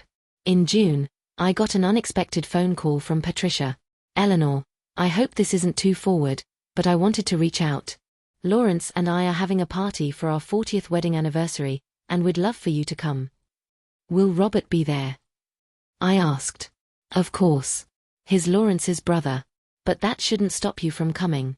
Your family too, Eleanor. You'll always be family to us. I thought about it. The old Eleanor, the one who'd existed before Christmas dinner, would have said no immediately. Would have avoided any situation where she might run into Robert. Would have made herself smaller to avoid discomfort. But I wasn't her anymore. I'll be there, I said. The party was at a country club outside Cleveland, the kind of place Robert and I used to go to for company events. I drove down from Boston, 6 hours in the car by myself, listening to audiobooks and singing along to music I'd downloaded. Everything from classical to classic rock to current pop hits that Natalie had introduced me to. I'd bought a new dress for the occasion, emerald green, elegant but not trying too hard, expensive but not ostentatious. I'd gotten my hair done that morning at a salon in Boston where they'd added some subtle highlights to my gray. I looked good. More importantly, I felt good. When I walked into the party, I saw Robert almost immediately. He was standing by the bar with Vanessa on his arm, both of them dressed like they were trying to prove something. She looked even younger than I remembered, her dress a size too small and a shade too bright. Robert saw me and went pale. I walked right past them without acknowledging either of them and went straight to Patricia, who lit up when she saw me. "Eleanor, you look absolutely stunning." She hugged me tight. "I'm so glad you came." Lawrence joined us, genuine warmth in his eyes. "It's good to see you, Eleanor. Really good." The party was full of people I'd known for decades, Robert's colleagues, neighbors from our old subdivision, people I'd made small talk with at dozens of events just like this one. Some of them seemed uncomfortable when they saw me, probably having heard Robert's version of our divorce. But others came up to me with curiosity and surprising support. "Eleanor, I heard you went back to college," one woman said. "That's incredible. I always wished I'd finished my degree." "You look so different," another said. "Younger. Happier. What's your secret?" I wanted to say divorce, but I just smiled and said, "I'm living for myself now. It makes a difference." I could feel Robert watching me from across the room, but I didn't look at him. Didn't acknowledge him. I was done giving him my attention, my energy, my care. Halfway through the party, I was standing on the terrace overlooking the golf course, enjoying the warm evening air, when I heard footsteps behind me. "Eleanor." I turned. It was Robert, alone. Vanessa was nowhere in sight. "Can we talk?" he asked. "I don't think we have anything to say to each other." "Please. Just 5 minutes." Against my better judgment, I nodded. He moved closer, but not too close, like he was afraid I might bolt. "You look good," he said. "Really good." "Thank you. I've been hearing things. About school, about you finishing your degree. That's great. I'm happy for you." I didn't respond. Just waited. "Look, I know things ended badly between us. I know I said and did things I shouldn't have. And I just wanted to say, I'm sorry. For all of it." It was the apology I'd wanted to hear for years. But hearing it now, I felt nothing. It was too little, too late, and too obviously motivated by seeing me happy without him. "Okay," I said. "Okay? That's it. What do you want me to say, Robert? That I forgive you? That we can be friends? That I've been waiting all this time for you to apologize?" I just thought. "You thought wrong. Your apology doesn't change anything. It doesn't undo the years of making me feel worthless. It doesn't give me back the time I wasted on you. It's just words." His jaw tightened. "So that's it? You're just going to hate me forever?" "No," I said. "I'm going to nothing you forever. You'll just be a person I used to know. Someone who taught me what I don't want in my life." "That's cold, Eleanor." "No, Robert. That's freedom." I walked away from him for the second time, and this time I knew it was the last. I said my goodbyes to Patricia and Lawrence, thanked them for inviting me, and drove back to Boston that same night, windows down, music loud, feeling lighter than air. Summer turned into fall. I started the MFA program at BU, taking classes in creative writing. I was working on a memoir about my experiences, and my professors were encouraging.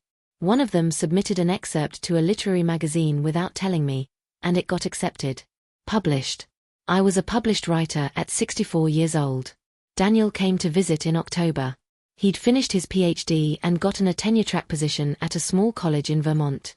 He brought his girlfriend, a sweet woman named Rebecca who taught history and read poetry in her spare time.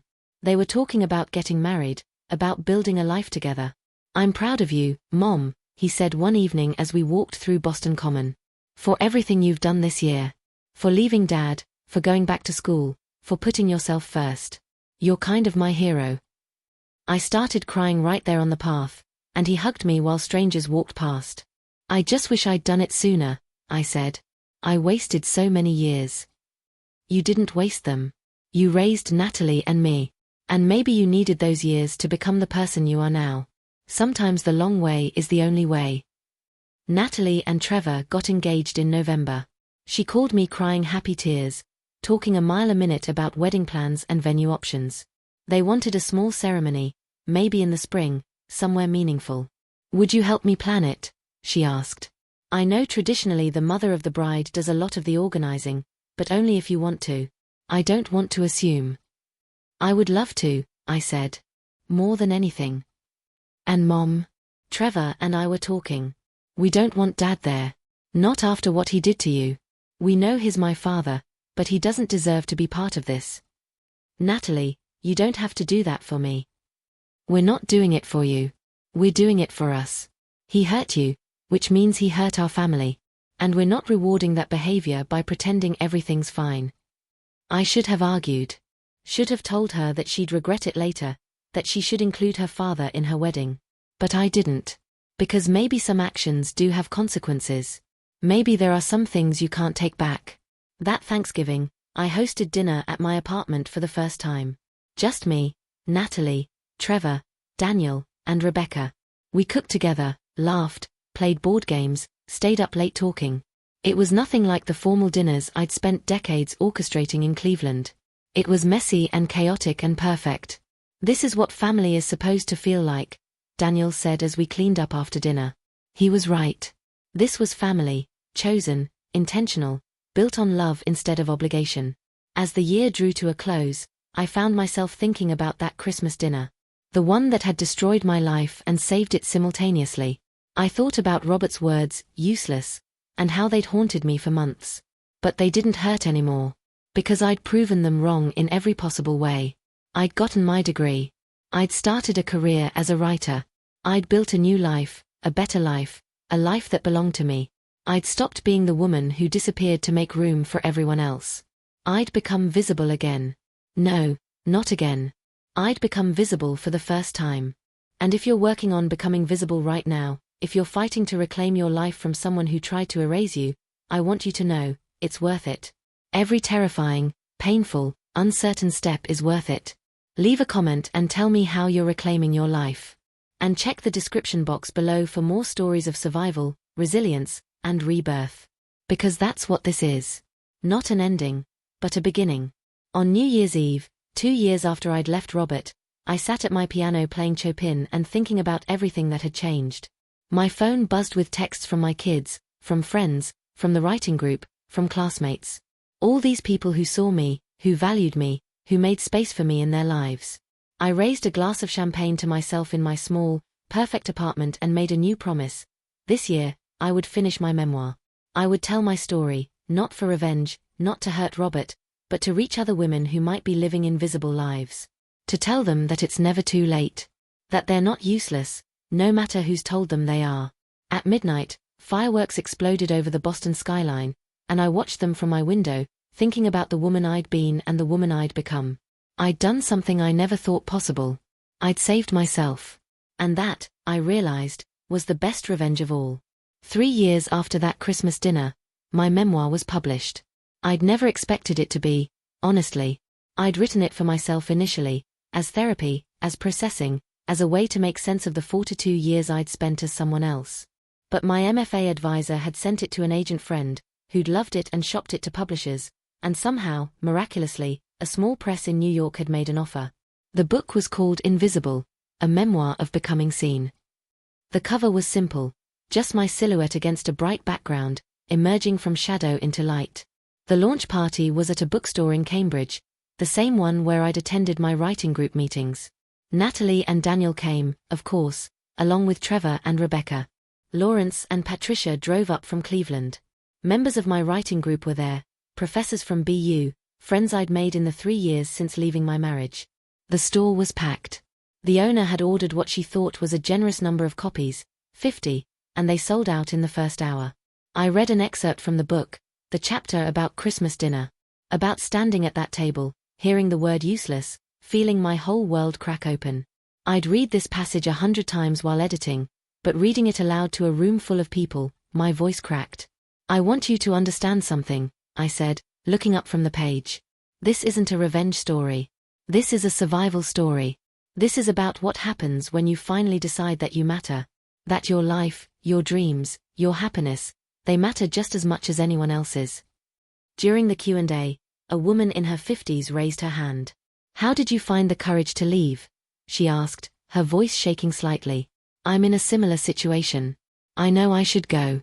But I'm so scared." I looked at her and saw myself from 3 years ago. "I won't lie to you," I said. "It's terrifying. Leaving everything you know, starting over when you think you're too old, too inexperienced, too dependent. It's the hardest thing I've ever done. But staying was harder. Staying was killing me slowly. And I finally realized that even if I failed at building a new life, at least I would have tried. At least I would have chosen myself for once." Another hand went up. A younger woman, maybe 30. "Do you regret the years you spent in the marriage? Do you feel like you wasted your life?" It was a question I'd asked myself countless times. "I used to think I did," I said slowly. "I used to look back and see nothing but wasted time. But I don't feel that way anymore. Those years gave me my children, who I love more than anything. Those years taught me resilience, even though I didn't realize I was learning it. And those years made me who I am now, someone who knows her worth because she learned what it's like to be treated as worthless." I paused, gathering my thoughts. "So no. I don't regret the years. I regret that I didn't leave sooner. But I don't regret the journey that brought me here." After the event, as I signed books and talked to readers, I felt something I'd never felt before. Purpose. My story mattered. Not because it was extraordinary, thousands of women had similar experiences, but because I'd found the words to name what had been done to me, and in naming it, I'd given other women permission to name it too. The book started selling beyond what anyone expected. It got reviewed in major newspapers. NPR wanted to interview me. Book clubs across the country were selecting it.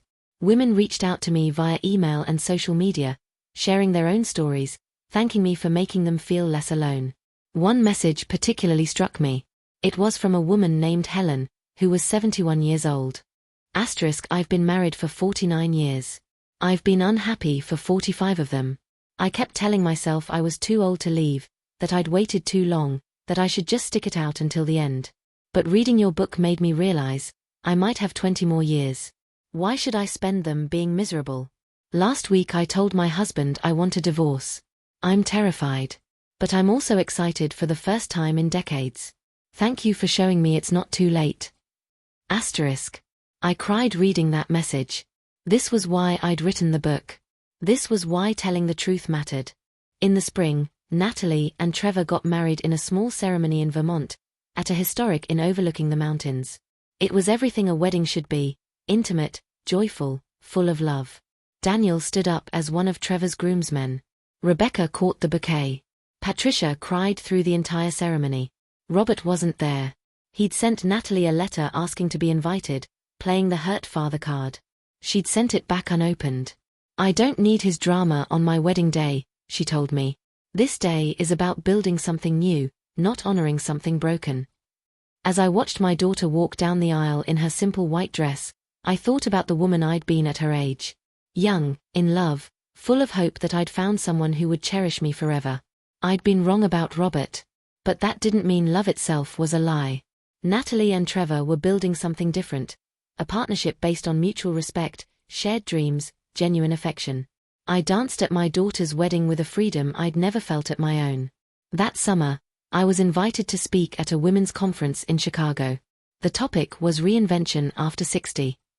I almost said no. I still struggled with imposter syndrome, with the feeling that I wasn't qualified to give advice to anyone. But my agent convinced me to go. "You're exactly who these women need to hear from," she said. "You're living proof that it's never too late." The conference was held in a huge hotel ballroom, and I expected maybe 50 people to show up for my session. Instead, the room was packed with hundreds of women, many of them my age or older, all of them looking at me with hungry eyes. Looking for hope. Looking for permission to change their own lives. I told them my story. I showed them the data I'd researched about women who'd left long marriages later in life. I talked about the challenges, the financial fear, the social pressure, the internalized belief that we were too old to start over. But I also talked about the rewards, the autonomy, the self-discovery, the joy of living life on your own terms. During the Q&A, a woman stood up and said, "But what if we leave and we're lonely? What if we end up with nothing?" "Here's what I've learned," I said. "Being alone is not the same as being lonely. I was lonelier in my marriage than I've ever been since leaving it. And as for ending up with nothing, I'd rather have nothing that's mine than everything that belongs to someone else. The room erupted in applause. After the session, women lined up to talk to me. They shared their stories, decades-long marriages to men who ignored them, belittled them, cheated on them. Children who expected them to keep the peace. Financial dependence that felt like a prison. The same story, over and over, with minor variations. And they all asked the same question: how do I find the courage? I wished I had a magic answer. A step-by-step process. A guarantee that everything would work out. But I didn't. You just decide, I told them. One day you wake up and you decide that you'd rather be scared and free than comfortable and dying inside. And then you do the next right thing. And then the next. And eventually you look back and realize you've built an entirely new life. In the fall, something unexpected happened. I got an email from Robert. I almost deleted it without reading it. I'd blocked his number years ago, but he'd found my professional email through my author website. Subject line: please read this. I should have deleted it. But curiosity got the better of me. Eleanor. I've been thinking a lot lately about the past few years. About how everything fell apart. About what I did to you and how I treated you. I read your book. Patricia gave me a copy, said I needed to read it even though I didn't want to. You're right about everything you wrote. I was cruel. I was selfish. I took you for granted and I made you feel worthless when you were anything but. I destroyed something precious because I was too stupid and arrogant to see what I had. Vanessa left me last year. She found someone younger, richer. Turns out she was with me for the same reasons I was with her. For ego, for appearance, for all the wrong reasons. I'm alone now. The house feels empty. The kids barely speak to me. I have money and success and all the things I thought mattered, and I've never been more miserable. I'm not writing this to ask for your forgiveness. I don't deserve it. I'm not writing to ask for another chance. I know that ship has sailed. I'm just writing to tell you that I was wrong. About everything. And that you were the best thing that ever happened to me, and I was too blind and stupid to see it until it was too late. I hope you're happy, Eleanor. You deserve to be. Robert. I read it 3 times. And I felt pity. Not for him, exactly, but for both of us. For the years we'd wasted. For the life we could have had if he'd been capable of seeing me as an equal partner instead of a convenience. But I also felt nothing.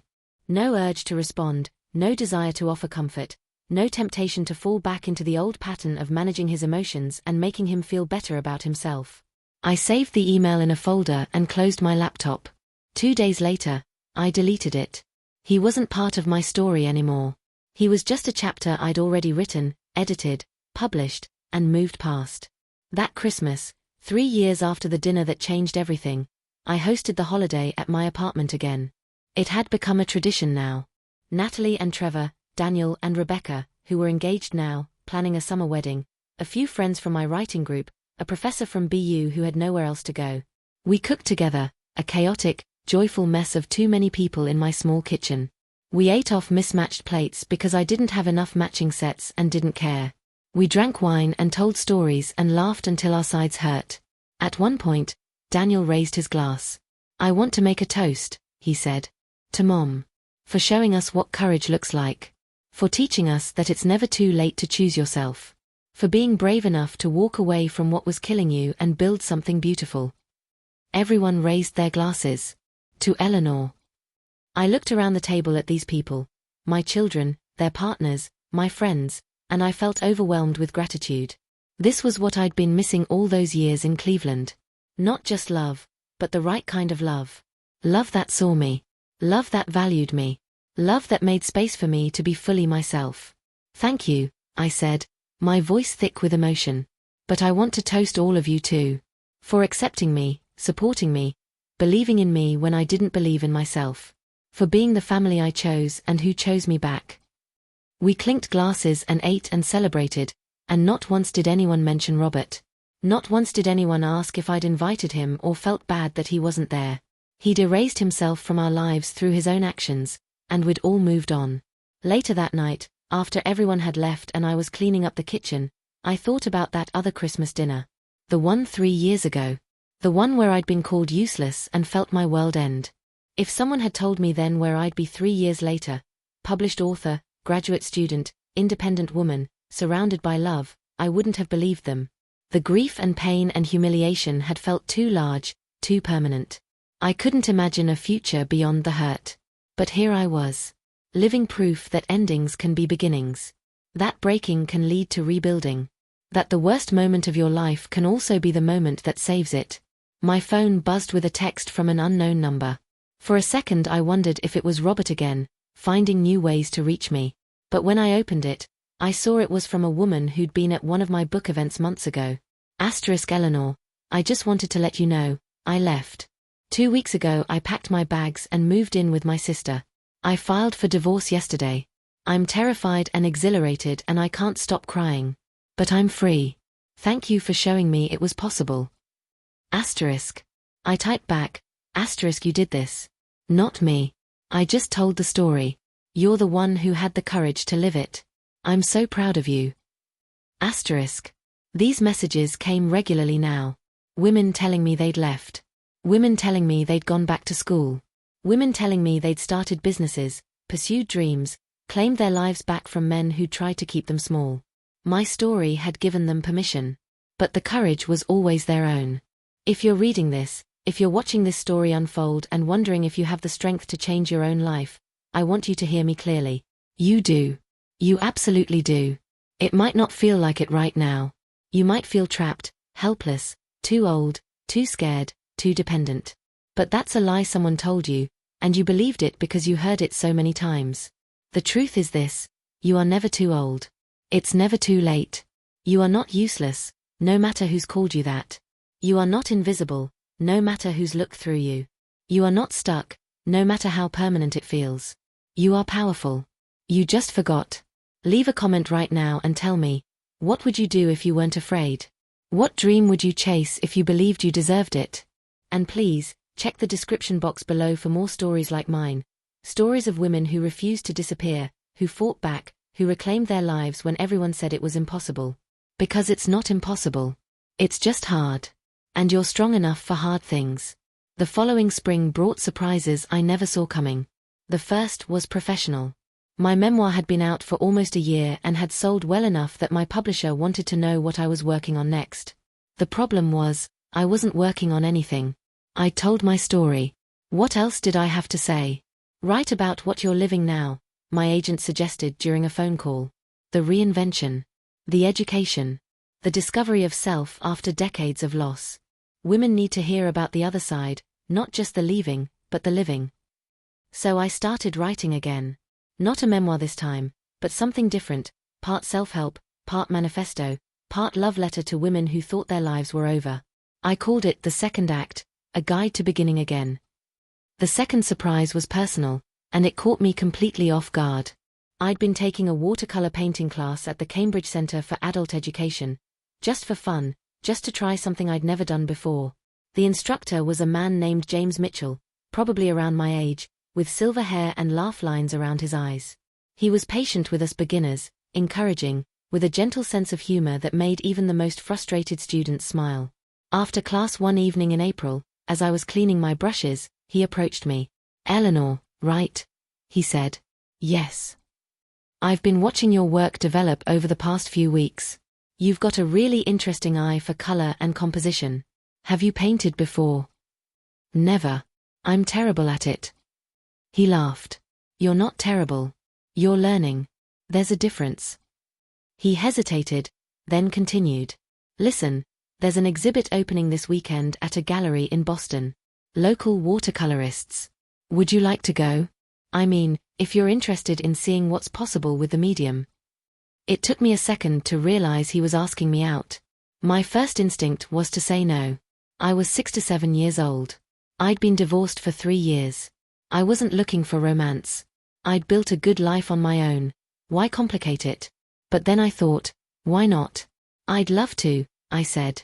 His face lit up. "Great. Really great. Saturday at 2? I can pick you up, or we can meet there, whatever you prefer." Let's meet there, I said. I wasn't ready to give out my address to a man I barely knew, no matter how nice he seemed. I almost cancelled 3 times before Saturday. What was I thinking? I didn't know how to date. I hadn't been on a date in 46 years. What would we talk about? What if it was awkward?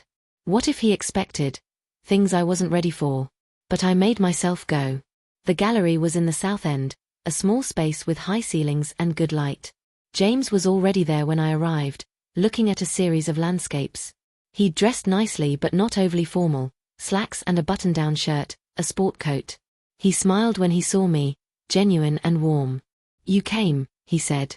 "Did you think I wouldn't?" "I wasn't sure. You looked a little panicked when you said yes." I laughed despite myself. Was it that obvious? Only slightly.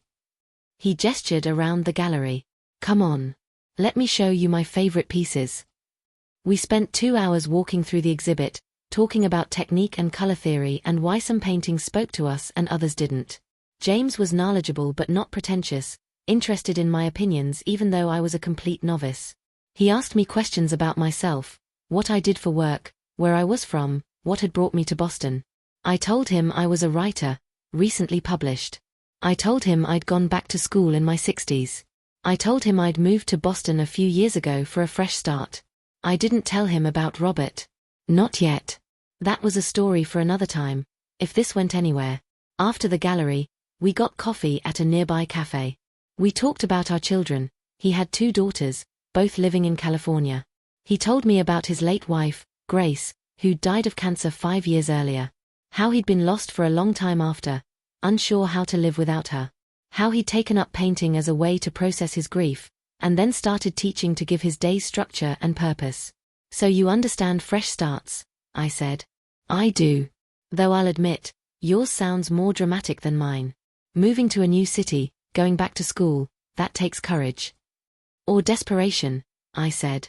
"Sometimes they look the same." He laughed. "Fair point." When we said goodbye that afternoon, he asked if he could see me again. "Maybe dinner next time?" "I'd like that," I said. And I meant it. Over the next few months, James and I fell into an easy rhythm. Dinner once a week, sometimes twice. Walks along the Charles River. Museum visits. Gallery openings. He introduced me to his love of jazz, taking me to clubs I'd never have found on my own. I introduced him to my writing group, and he sat in one evening, listening to us workshop each other's pages with genuine interest. It wasn't like my relationship with Robert had been. There was no intensity, no drama, no feeling that I needed to mold myself into what he wanted. James liked me exactly as I was, opinionated, independent, complicated. He didn't need me to take care of him. He had his own life, his own friends, his own routines. We were just 2 people who enjoyed each other's company. Is this what healthy relationships are supposed to feel like? I asked Natalie during one of our weekly phone calls. She laughed. "Yes, Mom. This is what it's supposed to feel like. Easy. Comfortable. Like you can be yourself." It's strange. I keep waiting for the other shoe to drop. For him to reveal that he's actually controlling or jealous or cruel. "Not all men are like Dad," Natalie said gently. "Some of them are actually good humans. It's okay to trust that." In July, Daniel got married to Rebecca in a small ceremony in Vermont, at the same inn where Natalie had gotten married. It was beautiful and emotional, and this time I didn't cry through the whole thing, just the important parts. I brought James as my date. It was the first time I'd introduced him to my family, and I was nervous about how they'd react. But Daniel liked him immediately, appreciating his quiet warmth and easy humor. Rebecca cornered me in the bathroom during the reception. "Your boyfriend is lovely," she said with a grin. "He's not my boyfriend. We're just dating." "Mom, you're 6 to 7 years old. You can call him your boyfriend. Or your partner. Or your gentleman caller, if you want to be old-fashioned about it." I laughed. Gentleman caller. I like that. The biggest surprise of that summer came in August. I got a call from a producer at a major streaming service. They'd read my memoir and wanted to option it for a limited series. "A what?" I said, certain I'd misheard. "A limited series. Like a miniseries. 4 to 6 episodes, telling your story." We think it would really resonate with audiences, especially women in the second half of their lives who feel invisible. You want to make my life into a TV show? We want to tell your story, yes. Obviously there would be some creative liberties, some dramatization. But the core of it, a woman in her 60s leaving a decades-long marriage and rebuilding her life, that's powerful. That's exactly the kind of story we want to tell. The offer was substantial. Life-changing money on top of what I already had from the divorce settlement. But more than the money, the idea that my story would reach even more people, that it might inspire women who'd never pick up a memoir but might watch a show, that felt important. I said yes. The paperwork took months. Contracts, negotiations, creative discussions. They wanted my input on the adaptation, wanted me involved as a consultant. I flew to Los Angeles twice for meetings, stayed in fancy hotels, sat in conference rooms with executives and writers who treated my life like it was important and interesting. It was surreal. 3 years ago I'd been a housewife in Cleveland who thought her life was over.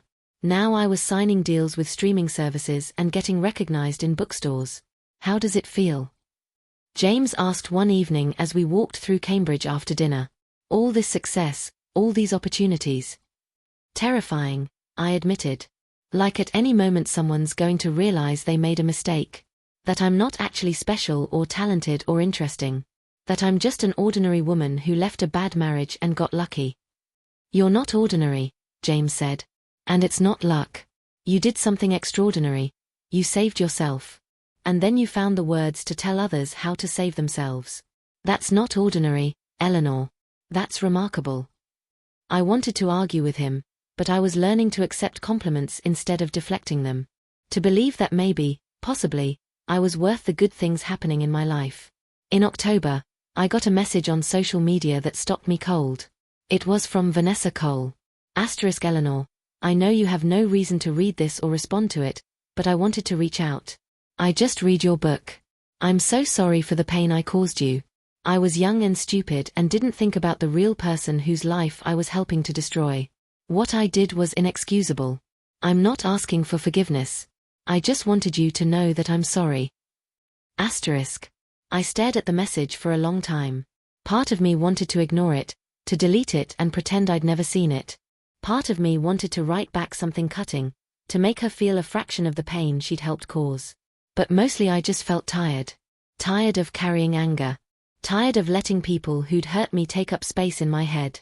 I wrote back, thank you for the apology. I hope you've learned from this. I hope you never do to another woman what you did to me. That's all I have to say. Then I blocked her. Not out of anger, but out of self-preservation. She wasn't part of my life, and I didn't need to leave the door open for her to become part of it. In November, I turned 68. James threw me a surprise party at his house, a cozy Victorian in Somerville that he'd lived in for 30 years. My kids flew in. My writing group came. Friends from school, from book events, from the various communities I'd built in Boston. As I looked around the room at all these people who knew me, really knew me, and liked me anyway, I felt overwhelmed with gratitude and something else. Something I hadn't felt in decades. Joy. Pure, uncomplicated joy. Make a wish, Natalie said as I leaned over the birthday cake. I closed my eyes and thought about what I wanted. 3 years ago, I would have wished for security, for certainty, for someone to tell me everything would be okay. Now, I wished for more of this. More growth, more discovery, more adventures. More days when I woke up excited about what I might learn or create or experience. I wished to keep becoming. And then I blew out the candles, and everyone cheered, and I thought, this is what life is supposed to feel like. If you're on your own journey of becoming, of growing into who you were always meant to be, leave a comment below. Tell me who you're becoming. And check the description box for more stories of transformation, because we all need reminders that change is possible at any age. Because it is possible. I'm living proof. 5 years after that Christmas dinner, I found myself back in Cleveland. Not to visit Robert, God, no. But Patricia had called with news. Lawrence had died suddenly of a heart attack. The funeral was in 3 days, and despite everything, I wanted to be there. Lawrence had stood by me during the divorce. He'd helped me when I'd needed it most. And Patricia had remained my friend through all the chaos. I drove from Boston, James offering to come with me but respecting my decision to go alone. Some things you had to face by yourself. The funeral was at the same church where Robert and I had been married 47 years earlier. I'd avoided that building for decades, first because we'd stopped going to church after the kids were in college, then because I'd left Cleveland entirely. Walking through those doors felt like stepping into a past life. Robert was there, of course. He looked older, grayer, somehow smaller than I remembered. He was sitting in the family section with Natalie and Daniel, who'd flown in from their respective cities. When he saw me, something flickered across his face. Recognition. Regret. Maybe even longing. I sat on the opposite side of the church, near Patricia and her daughters. The service was beautiful, full of stories about Lawrence's generosity, his kindness, his quiet strength. Multiple people mentioned how much he loved his family, how devoted he'd been to Patricia for 42 years. That's what a real marriage looks like, someone whispered behind me. I didn't turn around to see who said it, but I wondered if they were looking at Robert, making a point. At the reception afterward, held at the country club where Patricia and Lawrence's anniversary party had been, I stood by the windows overlooking the golf course, holding a glass of wine I wasn't drinking. Eleanor. I turned. Robert stood a few feet away, his hands shoved in his pockets, looking uncertain in a way I'd never seen him look during our marriage. Hello, Robert. You look good. Really good. Thank you. An awkward silence stretched between us. Finally, he said, I'm glad you came. Lawrence would have wanted you here. He always thought of you as family. He was family. More family to me than you were toward the end. Robert flinched. I deserved that. You deserve a lot more than that. But I'm not going to give it to you. Not here, not today. Today is about Lawrence. He nodded. Can I ask you something? I waited. Are you happy? Really happy?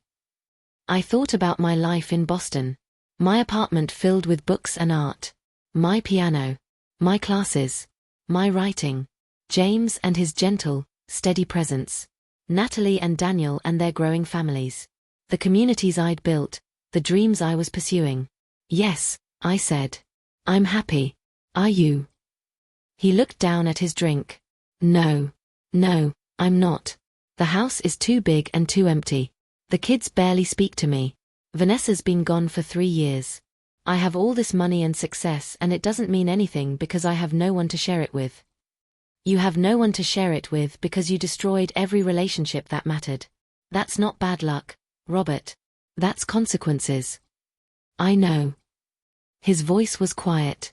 I know that now. I just wish I'd known it sooner. You knew. You just didn't care. There's a difference. He looked up at me, and for the first time since I'd known him, I saw something genuine in his eyes. Real regret. Real pain. Not the performative kind meant to manipulate, but the deep ache of knowing you destroyed something precious and having to live with that knowledge. I read your book, he said. Multiple times. And I just keep thinking, how did I become that person? How did I turn into the villain in your story? You weren't the villain, Robert. You were just a man who stopped seeing his wife as a person. Who prioritized his own ego and comfort over someone who'd sacrificed everything for him. That doesn't make you evil. It just makes you selfish. And sadly, that's not even that unusual. If I could go back. But you can't. None of us can. We can only go forward. Is there any chance, he started, but I held up my hand. No. Whatever you're about to ask, the answer is no. We're done, Robert. We've been done for 5 years. I've moved on. I've built a new life. And I'm not interested in revisiting the old one. I heard you're seeing someone. The painting teacher. I didn't ask how he knew. Natalie or Daniel must have mentioned it. I am. Is it serious? That's none of your business. He nodded slowly. You're right. I'm sorry. I don't have any claim on you anymore. I hope he treats you better than I did. I hope he sees what I was too stupid to see. He does, I said simply. Across the room, I saw Patricia waving at me, needing something. I started to walk away, then turned back. Robert, I forgive you. He looked stunned. What? I forgive you. Not for you. I don't particularly care if you feel absolved. But for me. Because I'm tired of carrying anger. I'm tired of letting you take up space in my head.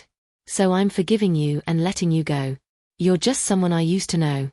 Someone who taught me what I don't want. And that's all you'll ever be. His eyes were wet. Eleanor. Goodbye, Robert. I walked away for the third and final time. And this time, I felt nothing. Not anger, not pain, not even satisfaction. Just peace. After the funeral, I drove to my old house. The one Robert and I had lived in for 38 years. The one where I'd raised my children and slowly lost myself. It looked different. Robert had done some renovations, new shutters, a different paint color, updated landscaping. It looked nice. It looked like someone's home. But it didn't feel like mine. It hadn't been mine for a long time, I realized. Maybe it never had been. I drove away without getting out of the car. That night, I stayed in a hotel near the airport, planning to drive back to Boston early the next morning. I called James. "How are you?" he asked. "I'm okay. Actually, I'm better than okay. I saw Robert today. We talked." "How did that go?" "It was fine. Anticlimactic. Really. I realized that he doesn't have any power over me anymore. He's just a man I used to know. A man I used to love. But that woman who loved him? She doesn't exist anymore." "Are you sad about that?" I thought about it. No. That woman was dying inside her own life. I miss who I thought she could have been, but I don't miss who she actually was. Does that make sense? Perfect sense. We talked for another hour, about nothing important. His day, my drive, the painting he was working on, the chapter I'd written that morning before leaving Boston. Easy conversation. Comfortable silence. The kind of connection I'd never had with Robert, even in our best years. "I love you," James said before we hung up. It was the first time either of us had said it. We'd been seeing each other for over a year, but we'd both been cautious, both carrying baggage from our previous marriages. "I love you too," I said, and I meant it. I flew back to Boston the next morning and went straight to my apartment. Walking through the door felt like coming home in a way Cleveland never had, not even after 40 years. This space was mine. Everything in it reflected my choices, my taste, my life. The books on the shelves, the art on the walls, the piano in the corner, the desk where I wrote every morning, it all belonged to me. That evening, I sat down at my computer and opened the manuscript for my second book. I'd been stuck on the final chapter, unsure how to end it. But now, after Cleveland, after seeing Robert, after that final conversation, I knew exactly what I wanted to say. I wrote. The thing about revenge is that we often think of it as something we inflict on others, pain for pain, hurt for hurt. But the best revenge is actually much simpler and much harder. It's becoming so completely yourself that the person who tried to diminish you becomes irrelevant. When Robert called me useless that Christmas, he meant to destroy me. And for a while, it worked. I was destroyed. But destruction isn't the end. Sometimes it's the beginning. Sometimes you have to be completely broken before you can rebuild yourself into someone stronger. I don't hate Robert anymore. I don't even think about him most days. He's just a character in a story I've already told, a lesson I've already learned. And that indifference, that peace, is the real revenge. Not making him suffer. Just making him irrelevant. If you're in a situation where someone is making you feel small, useless, invisible, please hear this, you're not. You never were. You just forgot your worth because someone convinced you that you didn't have any. But you do. God, you do. And when you finally remember that, when you finally choose yourself and walk away from whatever's killing you, that's when your real life begins. Not the life someone else designed for you. Not the role you were assigned. Your life. The one you were always meant to live. It's never too late to start. I started at 63. You can start today. You can start right now. All you have to do is decide that you matter. That your happiness matters. That your dreams matter. And then do the next right thing. And then the next. And then the next.